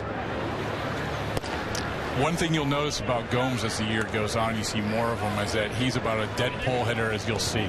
And it's surprising to me that he said only 2 teams shifted on him, which was Toronto and Tampa. Because if you look at his spray chart, he'll never, ever hit a ground ball to the right side. This is lined by Ross to short. Escobar trying to make it 2 and cannot. Diving back successfully is Gomes. But Ross retired on a hot shot, lining out to short. Yeah, that's frustrating when you hit a ball that hard, but right at somebody. A little disappointing as you head back to the dugout. You know you've made good, solid contact, but when you do that, you want the results. You want to get the base hit. 2 down in the inning. Gomes at first, and Jose Iglesias the batter.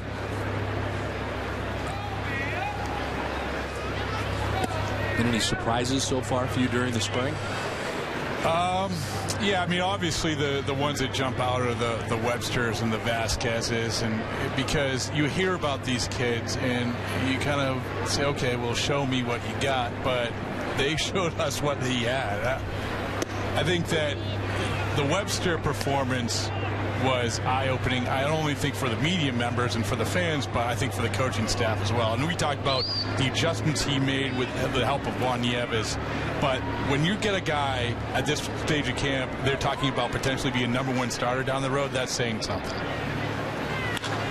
This is to left field. Rich Thompson started back, now comes in and makes the catch. Rob Bradford, thank you very much for being with us. We appreciate it very much.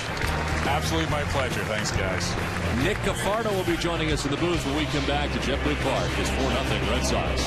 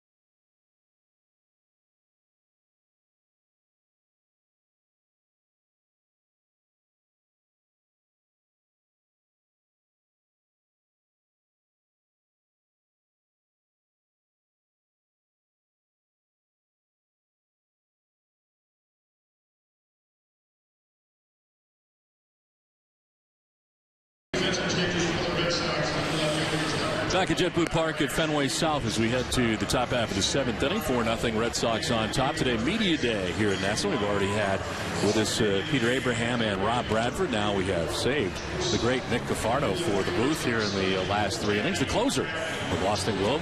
The Joel Hanrahan. The Joel Hanrahan of the 3 we have today. Has Abraham and Bradford worn you guys out to the point where you have nothing to ask me? Or? No, we still have stuff to ask. Right, Peter Abraham announced that he had gone to Jerry Remy's camp when he was a child, and then Rob Bradford said that he was actually Jerry Remy for Halloween.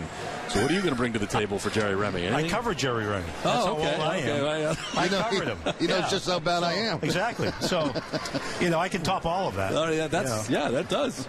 Right.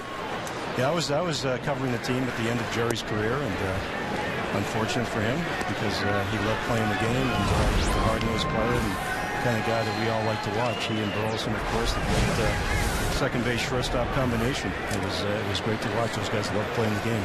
And Nick, how did you start your career? I started basically junior high at the Indian Head school newspaper. and went from there, really, certainly idolized Peter Gammons and get a chance to work with Peter at the Globe for a while. And I had the very unenviable task of being the guy who filled in for Peter's baseball notes, which he invented, of course, when he was off. He had pretty much gone to ESPN at that point, but he was still doing our Sunday baseball column, and so I had to fill in when he didn't do it. And it was almost like, someone pinch hitting for Hank Aaron. It's like, how can you top him? But and I used to get these great emails from people saying, "Boy, you do a great job. You do a better job than Gammons." And I'd write back to them, "No, I don't." This one is in the air to deep left field as Kelly Johnson skies one. Kenny Dell is standing right now inside, ready for the inside work, brought to you by Bob's Discount Furniture with David Ross. David, an impressive spring for John Lester. 6 perfect innings today. It seemed like everything was working for him. Yeah, he threw really well. I think he's a pretty good pitcher. It's fun to catch guys like that. I could have thrown down anything today and he was making a pitch. So it's nice to have a guy getting that locked in this early in spring. They got a couple more starts left, and he definitely had both sides of the plate working. His cutter was working. His breaking pitch was working.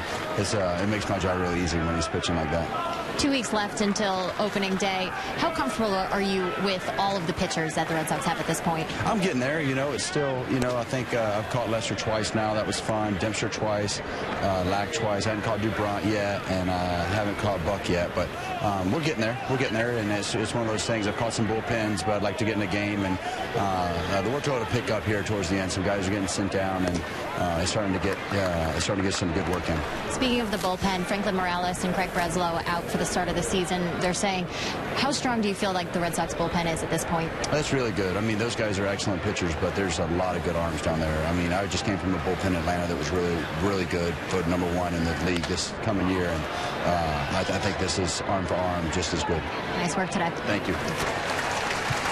Well, the final out of the top of the 7th inning. Nice inning, Nick.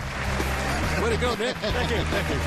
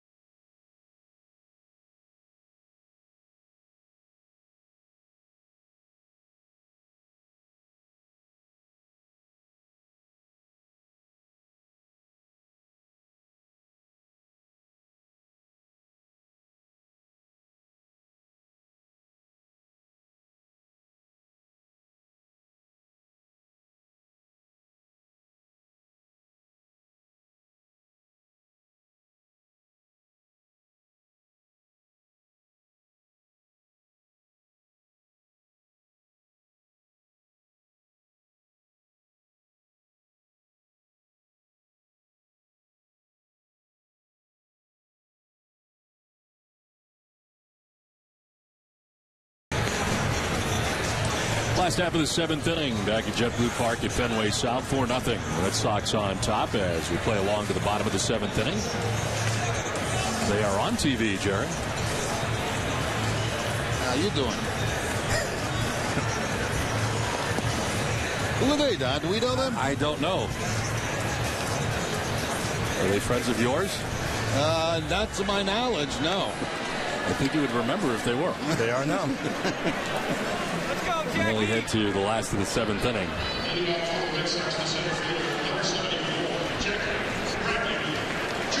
And Jackie Bradley Jr. to lead it off here in the bottom of the 7th inning. Nick DeFardo from the Boston Globe joining us.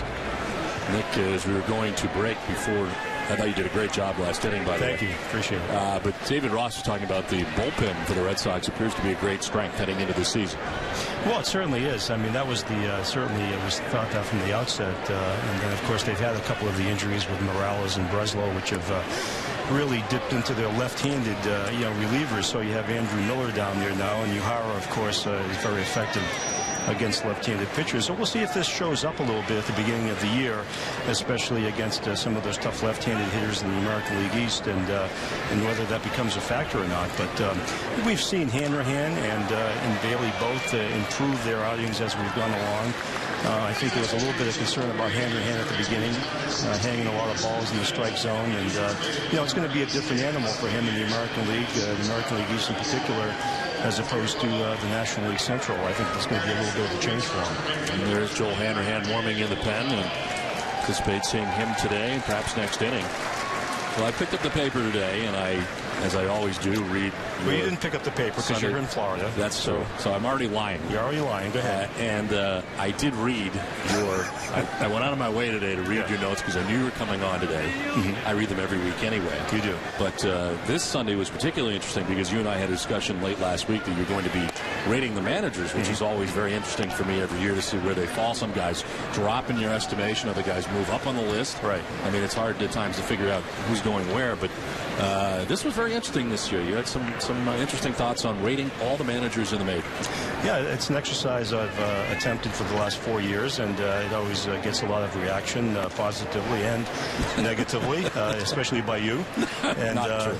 No, but it's I understand that the rankings will be criticized, and I get a lot of guff from some of the people that I rank as low as I do. In fact, one of my best friends now is Manny Acta, who I ranked 27th at one time. Consistently, we had it out one day in Cleveland about it, and since then he's been a good friend, and so in this process you get to meet a lot of people, but certainly, as you can see there, Bruce Bochy, number one, and I don't think anybody could debate that one. He's won 2 championships in the last 3 years. He's kind of an old school guy. And I think he performs little miracles every year. He doesn't have the greatest lineup in the world, but he has a very good pitching staff. We know that. But he tends to get the most out of his players. Very experienced guy. He's managed lousy teams. He's managed great teams. And I think he's the best there is. Was it tough to figure out where to put John Farrell after his 2 years in Toronto? It really was. And, and I put him ahead of people that I'm questioning whether I should put ahead of, like John Gibbons, for one. His replacement in Toronto is a 500 manager in his 5 years in Toronto. I think it was 4 years in Toronto. I have him ahead of Don Mattingly, who's done a decent job in Los Angeles. I have him ahead of Terry Collins, a very experienced manager. And so, he's a guy who won 73 games last year, had some issues, with some injuries and some players. And so far, so good here. He definitely has the players on his side. The players respect him quite a bit. And, I'm sure he's learned a lot from those 2 years in Toronto, good and bad. I was just going to ask you that because I know Terry Francona in his losing seasons with the Philadelphia Phillies said he learned more from that experience, what to do his second time around, even though it came years after his second go-around with the Red Sox. And here John Farrell now has these 2 years under his belt. Yeah, I mean, it's a learning process all the time. Sometimes these managers don't get it right until the third time. Joe Torre, he was kind of a 500 manager. And, Jerry, you probably know more than anybody about managers. To me, it's all about your talent, and B, how many injuries you have. I don't think there's any question about that, Nick. You know, it's you got to have good players to win. I mean, let's face it. And you mentioned Bruce Bochy and how he's #1. He's got a great pitching staff over there. But, you know, he was also a very good manager down in San Diego and up in San Francisco where he is now. But you got to have talent. You got to have some luck. You got to have guys healthy for you, and you've got to be able to communicate with players today. And that's so very important, as we've seen over the last couple of years. To be able to get on the same page as the current day player, which you have to do, is very important, and to get the best out of these guys. That's the biggest change I've seen, since I covered you, is that you have to stroke the players more. You have to pat them on the back more. You have to communicate. You had what, Dick Williams, and who else? You have Gene Mock, and did you have Mock? Don Zimmer. Right? Yeah. Right. So they kind of told you what to do, and yes, they did. There was no back and forth. There was no back and forth. No. Yeah, but now there has to be back and forth. You have to tell the guy 2 days in advance that he's not playing, or that he's sitting out for a day against this guy or that guy, and it's that's the biggest part of managing nowadays. And you rank Joe Maddon so highly, and everything you just said is exactly what Joe Maddon does. Yeah, he to me is the epitome, as I wrote, of the modern day manager. He's no question. He combines the psychology, the communication, the statistical data that he's provided for matchups, etc. The way he shifts in the infield, all of those things. He's the epitome of it all, and it's a challenge for him to get a guy like Kelvin Escobar, Escobar rather. A guy who's, John Farrell had a little trouble with, people before him had trouble with, and he's embracing this now. Now, the other thing about manager, too, in today's game is dealing with you guys and every other outlet that's covering this. Yeah. I mean, there's never been anything like this in baseball. Used to be a couple of beat writers would cover your ball club, and that was it. And, you'd go out with them after a game. You'd have fun with them. You'd have a couple of drinks with them. You'd talk with them. They'd take batting practice with you. You talked about Peter Gammons, who would be on the field taking BP with us early in the afternoon. Right. And there's so much media coverage right now that's become such an important part of the manager's day. Well, it's instant media too. I mean, the moment you say something, it's on Twitter, it's on a blog, it's right then and there. Back then, it was the next day. If you said something, it was the next day, and that to me is the biggest change. And you're right, though. I mean, the interaction with the players isn't as close as it once was. And you mentioned Peter shagging. I remember shagging at the Kingdome with Dwight Evans in right field, and it was a fly ball hit to me. And, of course, I used to laugh at guys losing the ball on the roof. And first thing I do is lose the ball on the roof, and it hits me on the shoulder. And Dewey's there laughing at me. And okay, I understand now. So, I mean, that part of it's really changed. How challenging is it for you now that it has changed so much and that you can tweet stuff out instantly and not have to wait till tomorrow? And how do you balance what you're going to put in tomorrow's paper? Well, to me, it's become, back in the old days, we had, like at the Globe, we had a morning paper and we had an afternoon paper. And so you would change your story depending on what that was. But so nowadays, the internet has become the morning paper, and the newspaper itself is now the evening paper. So what you do is, obviously on Twitter and the blogs, Boston.com, you provide that instant news, maybe not as in-depth as you would later when you have a chance to develop the story and write it for the newspaper. That's the biggest change. Spring training, what kind of challenges do they pose for you coming down here? It's a longer day than it is during the regular season, I would think, where it starts at 8 a.m. when the clubhouse opens every day. Right, and it goes until you stop writing at 7 or 8 at night. So it's yeah, I mean that part's changed as well. I mean, some of in the old days, some of the workouts were pretty quick. I thought, some of the ones under Ralph Houk and how quick? Really? 20, like 25 minutes? Yeah, a couple of stretching and go out and play golf and have a good time. Those were classics. So that part's changed. So guys are definitely at the ballpark a lot longer, and everybody works out more, lifts weights, and that extends their day and all of that. And for us, same kind of thing. You're not only writing, but you're doing any other multimedia things you're doing, whether it be radio or TV or anything else that all of us seem to do nowadays. Well, over there with a base hit and a run scored, and the Red Sox tack on another, leading 5-0 with Boston Globe's Nick Cafardo. Well, I wouldn't sleep at night if I was a writer, because you try to go to sleep and you'd be thinking, did somebody scoop me tonight? Am I going to wake up tomorrow and find out that somebody got something that I didn't get?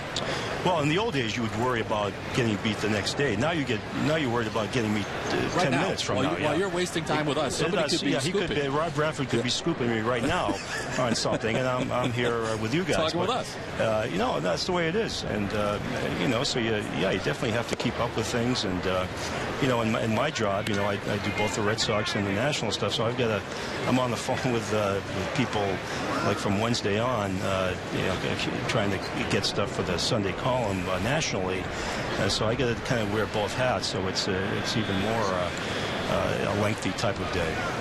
It seems to me it's a great deal about relationships, and over the years, those relationships you have with different people that create the sources that are able to give you the great notes you have every Sunday. I think that's really important. I remember learning that stuff from Peter Gammons and Will McDonough especially. I remember being in the office with Will, and he would have, because he knew everybody, but he would have a yellow pad, and he'd have like 12 people that he would call every single week, to accumulate his notes. He trusted those 12 people, and he would call them religiously, and then he would add people, depending on what the topic was that week. And that's kind of what I've tried to do. I've tried to keep 10 to 12 core people that I always talk to, and then introduce new people if I need a different topic to go by, and that's kind of the way I do it.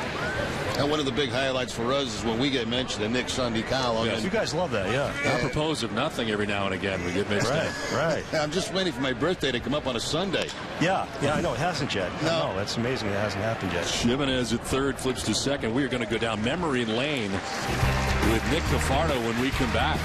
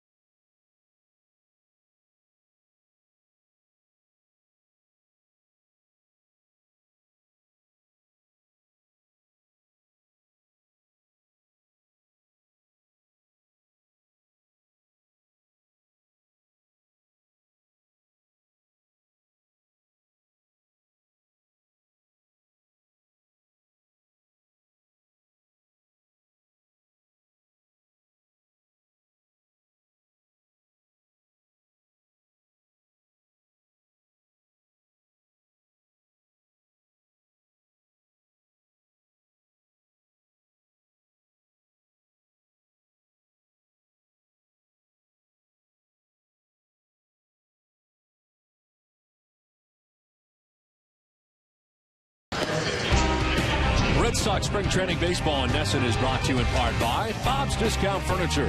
You score extreme quality, choice, and value at Bob's Discount Furniture, in-store and online at mybobs.com. Welcome back to JetBlue Park. The Red Sox up by 5 in the top of the 8th. We're talking about memory lanes here, and I want to know if any fans at home think this face over here looks somewhat familiar. Anybody? Anybody? It's my mom. It's my mom. She's bringing some good luck to the Red Sox today. And, Nick, I know you talking about your memory lane up in the booth. What are the most great memories you've had over the years, Nick, in your time? Well, the one that always sticks out for me, and I've seen some no-hitters before, but Roger's first 20 strikeout game, to me, was just phenomenal. I've never seen a more dominating performance by an athlete. On that night, it was April 29th, 1986. It was a kind of a cool night at Fenway. I think there were maybe 13,000, 14,000 people. I mean, it sounds like there were like 39,000 there, by the way people talk about it sometimes, but only like 13,000. And I'll never forget the late Larry Whiteside, who was a Hall of Famer, along with Peter Gammons. Was also a part-time basketball writer, and the Celtics were playing the Atlanta Hawks in a playoff game that night. And Roger, I don't know, he'd struck out 5 of the first 6 or something like that. And so Larry decides, well, yeah, I've seen enough of this. I think I'll go to the Celtics game. You know? No way. So he gets in his car and goes down Stewart Drive to the Boston Garden. And he gets to the Garden and he notices that half of the media is going the other way to Fenway Park because Roger's now struck out, 8 or 9 and, setting the world on fire. But so that was and Larry stayed at the game. It was great. He stayed at the Celtics game. But it was just great. It was like the perfect storm because, that Seattle lineup had a bunch of sluggers like Gorman Thomas and Phil Bradley and Ivan Calderon and, guys that swung and missed. And you had Vic Voltaggio behind the plate, and he was just ringing everything up. And anything close was a strike, But those guys had no chance of hitting him. He actually was trailing in the game 1-0 at one point.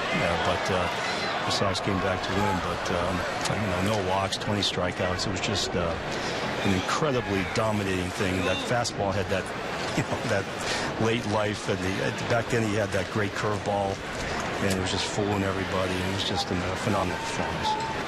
Is there a particular player, I know you're not really a fan of players per se, but is there a player that you enjoyed covering perhaps the most over the years? I really liked, I always say this and people look at me funny, but I always liked Marty Barrett.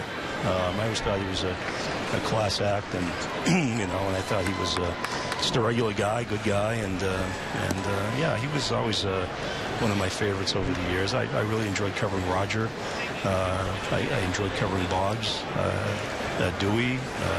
They were all Jim Rice. Yeah, they were all good to me, and some writers had trouble with Jimmy, but he always took care of me. You've had a terrific career over the years, and certainly we enjoy reading you all the time and your contributions here on a regular basis on NESN as well. And I certainly enjoy the fine work you do on Red Sox Now during the offseason on our Hot Stove show. And you do a great job with that, filling in. Thank you, Nick. I appreciate that. You should do more of it. Yes, you should. Yes. And not to take away from Tom Carroll, who does a fantastic job with it. But yeah, you do a great job, John, for a big-time announcer like you are to do that is a very impressive thing, I think. I think Nick's going to stay long. This is on the ground is short. As Holt on the run with a throw 2 down. Excellent judge of character. Yes. One part of your job that is awfully difficult, and not only the writing part of it, getting to know everybody, but the travel that you guys have to endure is just brutal. Well, in regard, you guys, have to travel everywhere all the time as well. I can probably take a little trip off here and there every now and then, but you're right, because you guys get to go with the team or after the game, and you get to, which I used to do too back in the 80s. I used to travel with the team until they stopped doing that with us. But yeah, I can see where that's a problem, especially you have to wake up early morning instead of going after the game to being in the city and having some of those things taken care of for you, like your baggage and everything like that. That does take a lot of wear and tear on you. And I've been doing it for almost 30 years now, so it's as you get older, it wipes you out a little bit more. But it beats working. Well, Hanrahan has the first 2 outs here in the 8th inning. He's jumped ahead here 0-2. Jose Lobaton, the batter, he is 0 for 2 in the game. He's grounded out and struck out. He's going to pitch outside for ball 1. Hanrahan kind of a tough spring for a while there, but last time out a good outing, and so far today a pretty good outing. Yeah, and he mentioned that a couple of years ago he had a very similar spring training where he was just completely off and went on to have really his best year in the major league. So I guess you don't worry about a guy like this because he's been through it and he's just working on his pitches to get ready. But again, I still think there will be an adjustment period for him. He's got to keep the ball down. If he keeps it up in this league, he'll get hit really hard. And, so that'll be an issue. But the Red Sox do have great depth, especially having another guy who's been a closer, who's been a 2-time All-Star, and Andrew Bailey, who, of course, just coming back from a lot of injuries. Hanrahan with a strikeout of Jose Lobaton. Nicely done in the 8th inning. Bottom of the 8th coming up.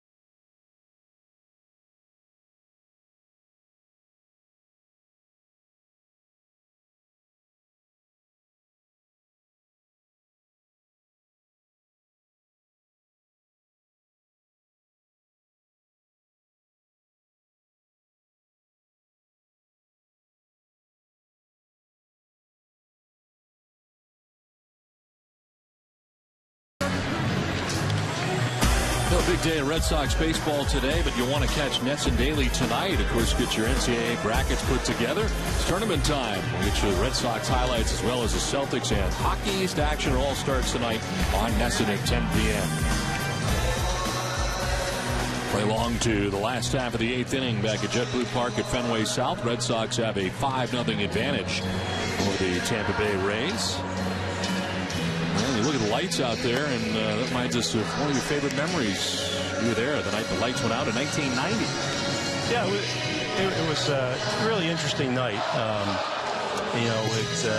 remember Ellis Burks was up, and that was like a 2-1 count or something like that. And suddenly everything went black, and there was silence in the entire ballpark, and nobody remembers this for some reason. And it was something I wrote about in one of the books I wrote, the chapter I wrote about it. And Sherm Feller was the PA announcer, and it could have been a really tough situation because people in the dark. There was a decent sized crowd that night too. I think about 30,000 people.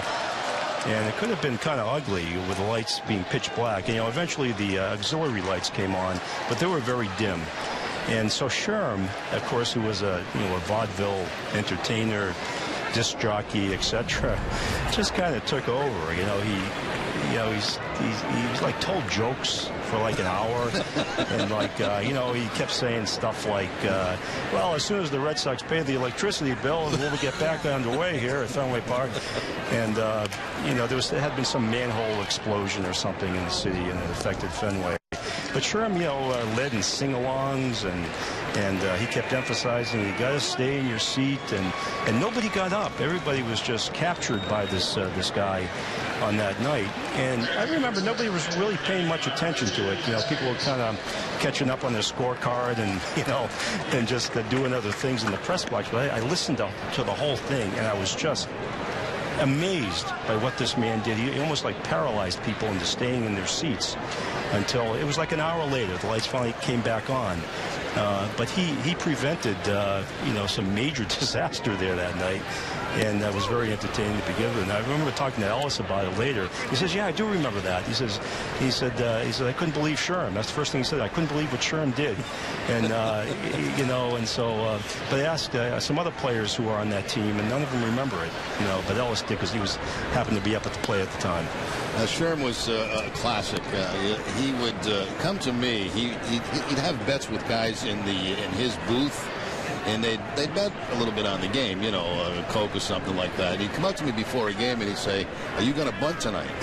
And I'd say, "Well, if I do, if the situation's right, I'll bunt my second at bat." "All right, Sherm?" And he'd say, "All right." And you go bet that in the booth, right? So it happened a couple of times where it did come true. And I'd look up at him, and he'd be up, his hands would be up in the air. He was a classic. He was a classic. I remember, I don't know if you ever, after every game, he'd go to Chinatown and have a meal from 2 or 3 in the morning, And I remember going with him a couple of times, and it was just, everybody knew him, and, he ordered everything on the menu. They brought him a whole table full of food, and he just stuffed himself for like 3 hours. It was just funny guy, and a guy that I think we all miss. And I know that the Red Sox, of course, are in the process of probably officially naming who the new PA people will be shortly to replace the late Carl Bean. Sherm Feller, I think you felt like you made it to the major leagues when Sherm Feller introduced you at Fenway Park. There are two guys, Sherm Feller and, of course, Bob Shepard again in the stadium. Yeah, that must have been something. And how did he say your name? Do you remember? Perfectly. Yeah. I can't even say it as good as he Well, he pronounced it like, I know Hulk had a little trouble with your name. Ralph Hulk had a little bit of trouble. Remy. Yeah. And then he started calling me captain. I thought I was the captain of the team.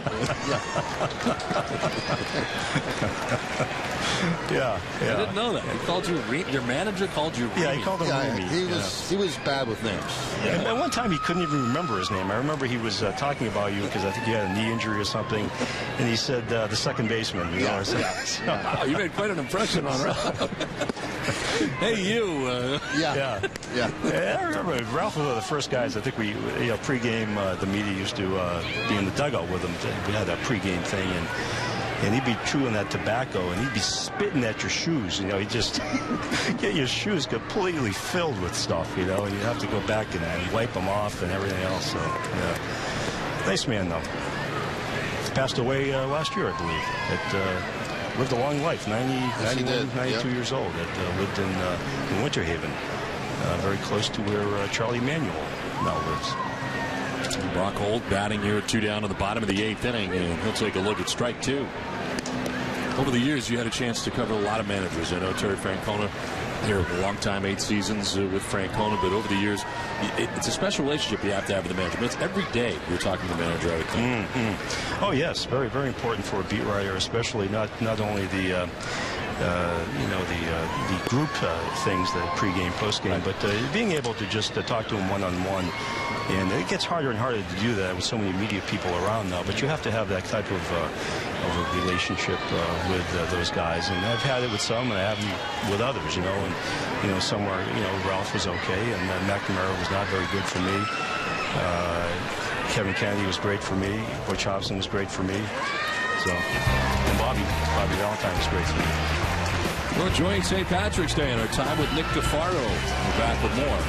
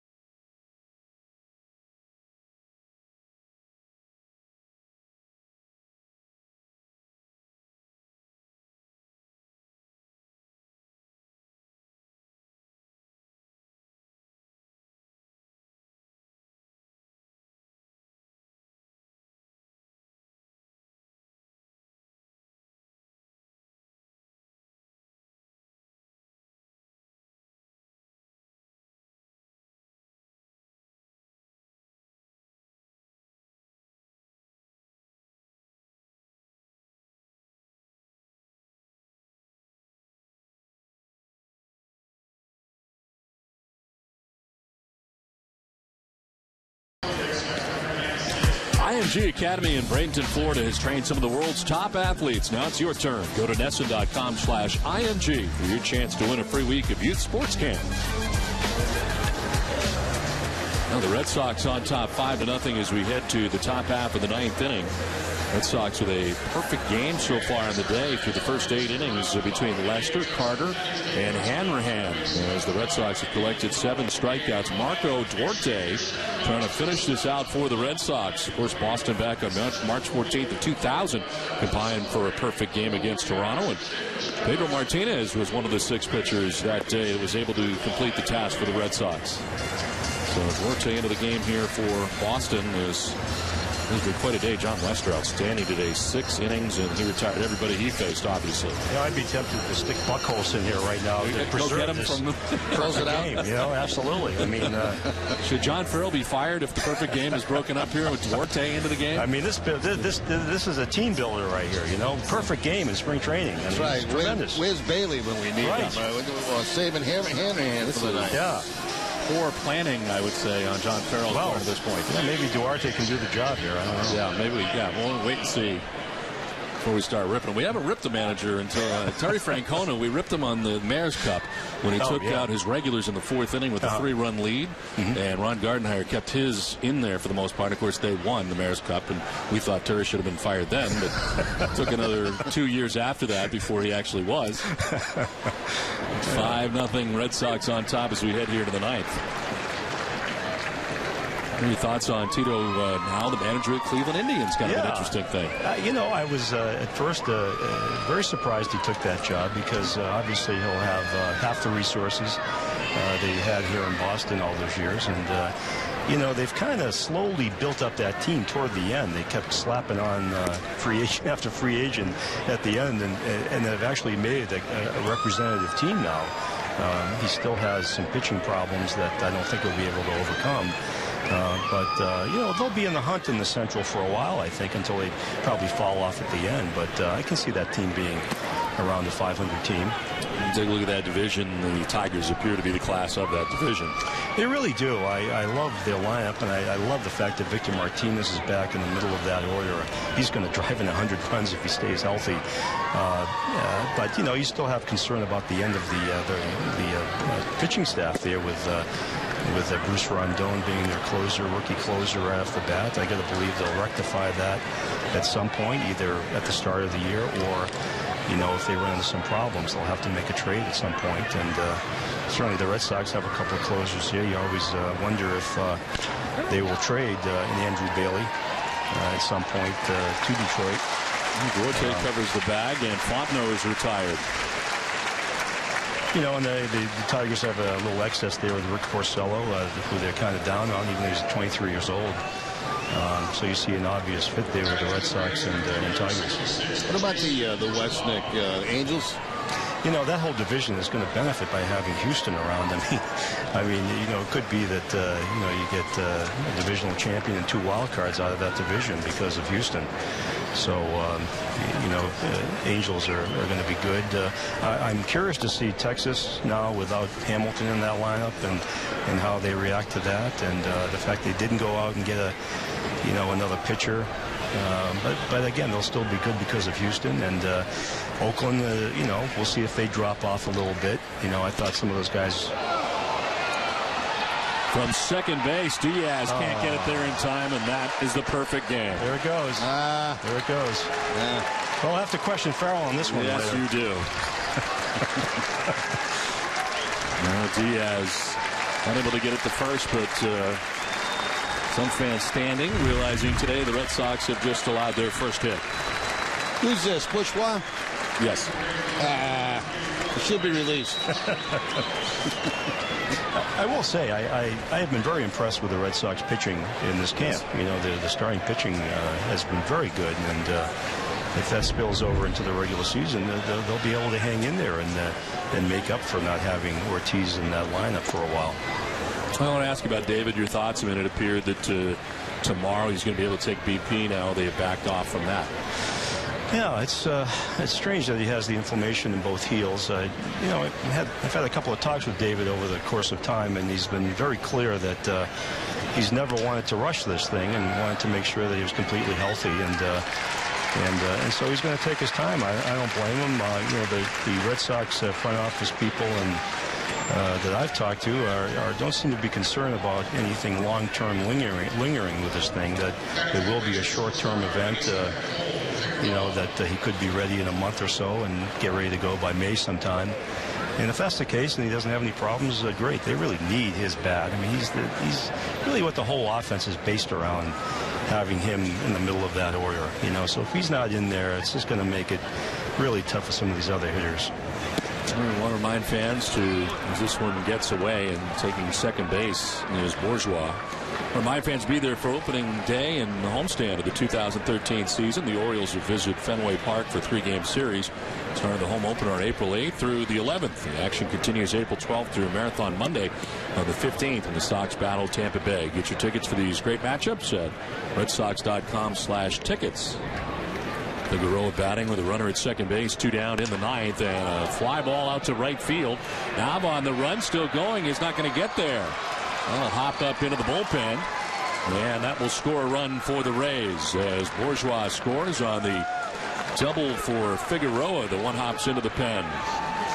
I'm sure the other 2 writers mentioned the possibility that this lineup tonight could be the opening day lineup. I mean, do you guys agree that it could be? They did not. Actually, you were the first. You're the first here in the 9th with 2 outs. But do you think it could be? You know, obviously they like Salty's power, and they could be the DH, and they like Ross behind the plate. Well, that would be my only question on both catchers in the starting lineup. Will John Farrell do that? Yeah, I mean, we saw it certainly a lot last year, and we've seen other teams do it. And it's just a way of getting Salty's bat in the lineup and then improving your catching defense in the process. And of course, there's the Bradley issue, obviously, but I get the feeling that John Farrell may lose that tug of war with the front office with Bradley staying here and as opposed to going back to AAA where they want him to go. Always a tough balance to figure out where the development is best suited, whether it is to be there or here. No question about it. And, I would think with the Red Sox being a big market team that they wouldn't care so much about the arbitration clock starting on Bradley. So I'm sure that that's not an issue. I think another big issue is how do you replace him on the 40-man roster? Who do you have to take off the 40-man roster to put him on? And how long do you think Ortiz will be out for? And that's going to be determined here in the next couple of weeks probably.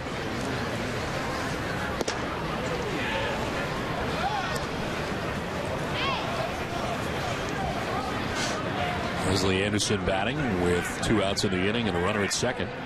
Anderson had taken over at first base for Tampa Bay as they bat here in the 9th.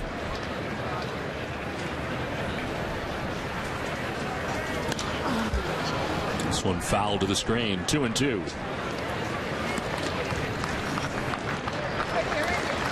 This Rays team is interesting. I mean, they seem to have a little better lineup than they did a year ago. But they have their issues too, and Desmond Jennings is a big part of their team, and he's been up and down. He just hasn't, his game hasn't really smoothed out yet, and he's the guy that's going to have to replace B.J. Upton in that lineup. 2-2 pitch, and that is high, ball 3. One thing they do have is they always have that very strong pitching. They just keep coming. They really do, and I guess the number 5 job is coming down to the former Fausto Carmona and Jeff Neiman, and it looks like they may trade Neiman at some point before the start of the year, giving Fausto the job, but they have 3 or 4 other guys ready to go as well. Here's ball 4 and a walk here for Duarte. Yeah, they've really become like a pitching factory. They have guy after guy after guy, and the bullpen, how they remake it every year is incredible too. It is incredible, yeah. And they have a terrific closer in Rodney. I mean, he's as lights out as they come, I think, and so they have him for another year. And we'll see. If they can keep going here. They figure that Cobb could pitch today, and Hellickson and Moore are going to get that much better this year and maybe project to closer to 200 innings. That will make up for the loss of James Shields, which is a big loss. And Wade Davis is a big loss in their bullpen. But they seem to be able to have the confidence that they can replace these guys every year. And it looks like Will Myers is going to be a heck of a player at some point. We saw a little of him in right field when we were in Port Charlotte. That is strike 1 to Jimenez. With runners at first and second and 2 down in the 9th. I've asked you about every other division. How do you see the American League East breaking down? Oh boy, it's so hard. And I'm about to make my picks too, Don. And and who do you pick last is the question. I mean, you can pick. I mean, I think most people are going to pick Toronto first, and then second, third, fourth, fifth. I mean, it could be anybody. So. Everybody thinks the Yankees are going to, they might have the potential to finish last because of their early injuries, but what we all have to remember is those guys are coming back. They're coming back after a month or so. So they're going to be a pretty good team at some point. So, if you can survive the first month, which I think all of these 5 teams can do with their injuries, then it becomes a question of who indeed has the most depth, pitching-wise, lineup-wise, and, I got to figure out who's going to finish last. It's going to be a tough decision. I know you were agonizing over the managers all week. I can't imagine picking an entire team. Imagine that? Yeah, it's very hard, Don. Does John Farrell know that you picked him 23rd? I don't know if he does or not yet. No, I saw him today. Didn't say anything to me, and we'll see. I mean, I thought it was really fair to him. I really did. 23rd, after 73 wins is pretty good, I think. 1-2 pitch. He was going to miss, and it evens at 2-2.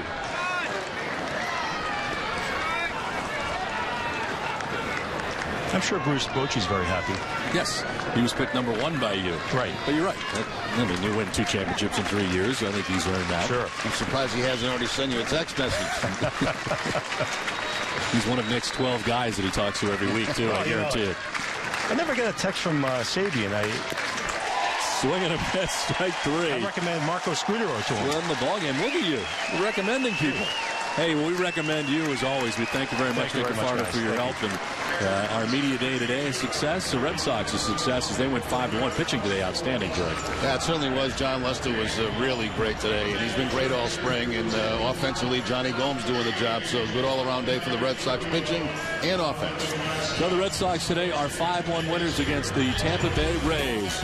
NESN Daily comes your way tonight at 10 p.m. We'll have the Sox and Phillies next for you on Thursday at 7. But right now, we go from exciting baseball to the best of Don and Jerry from last season. Have a happy St. Patrick's Day, everybody.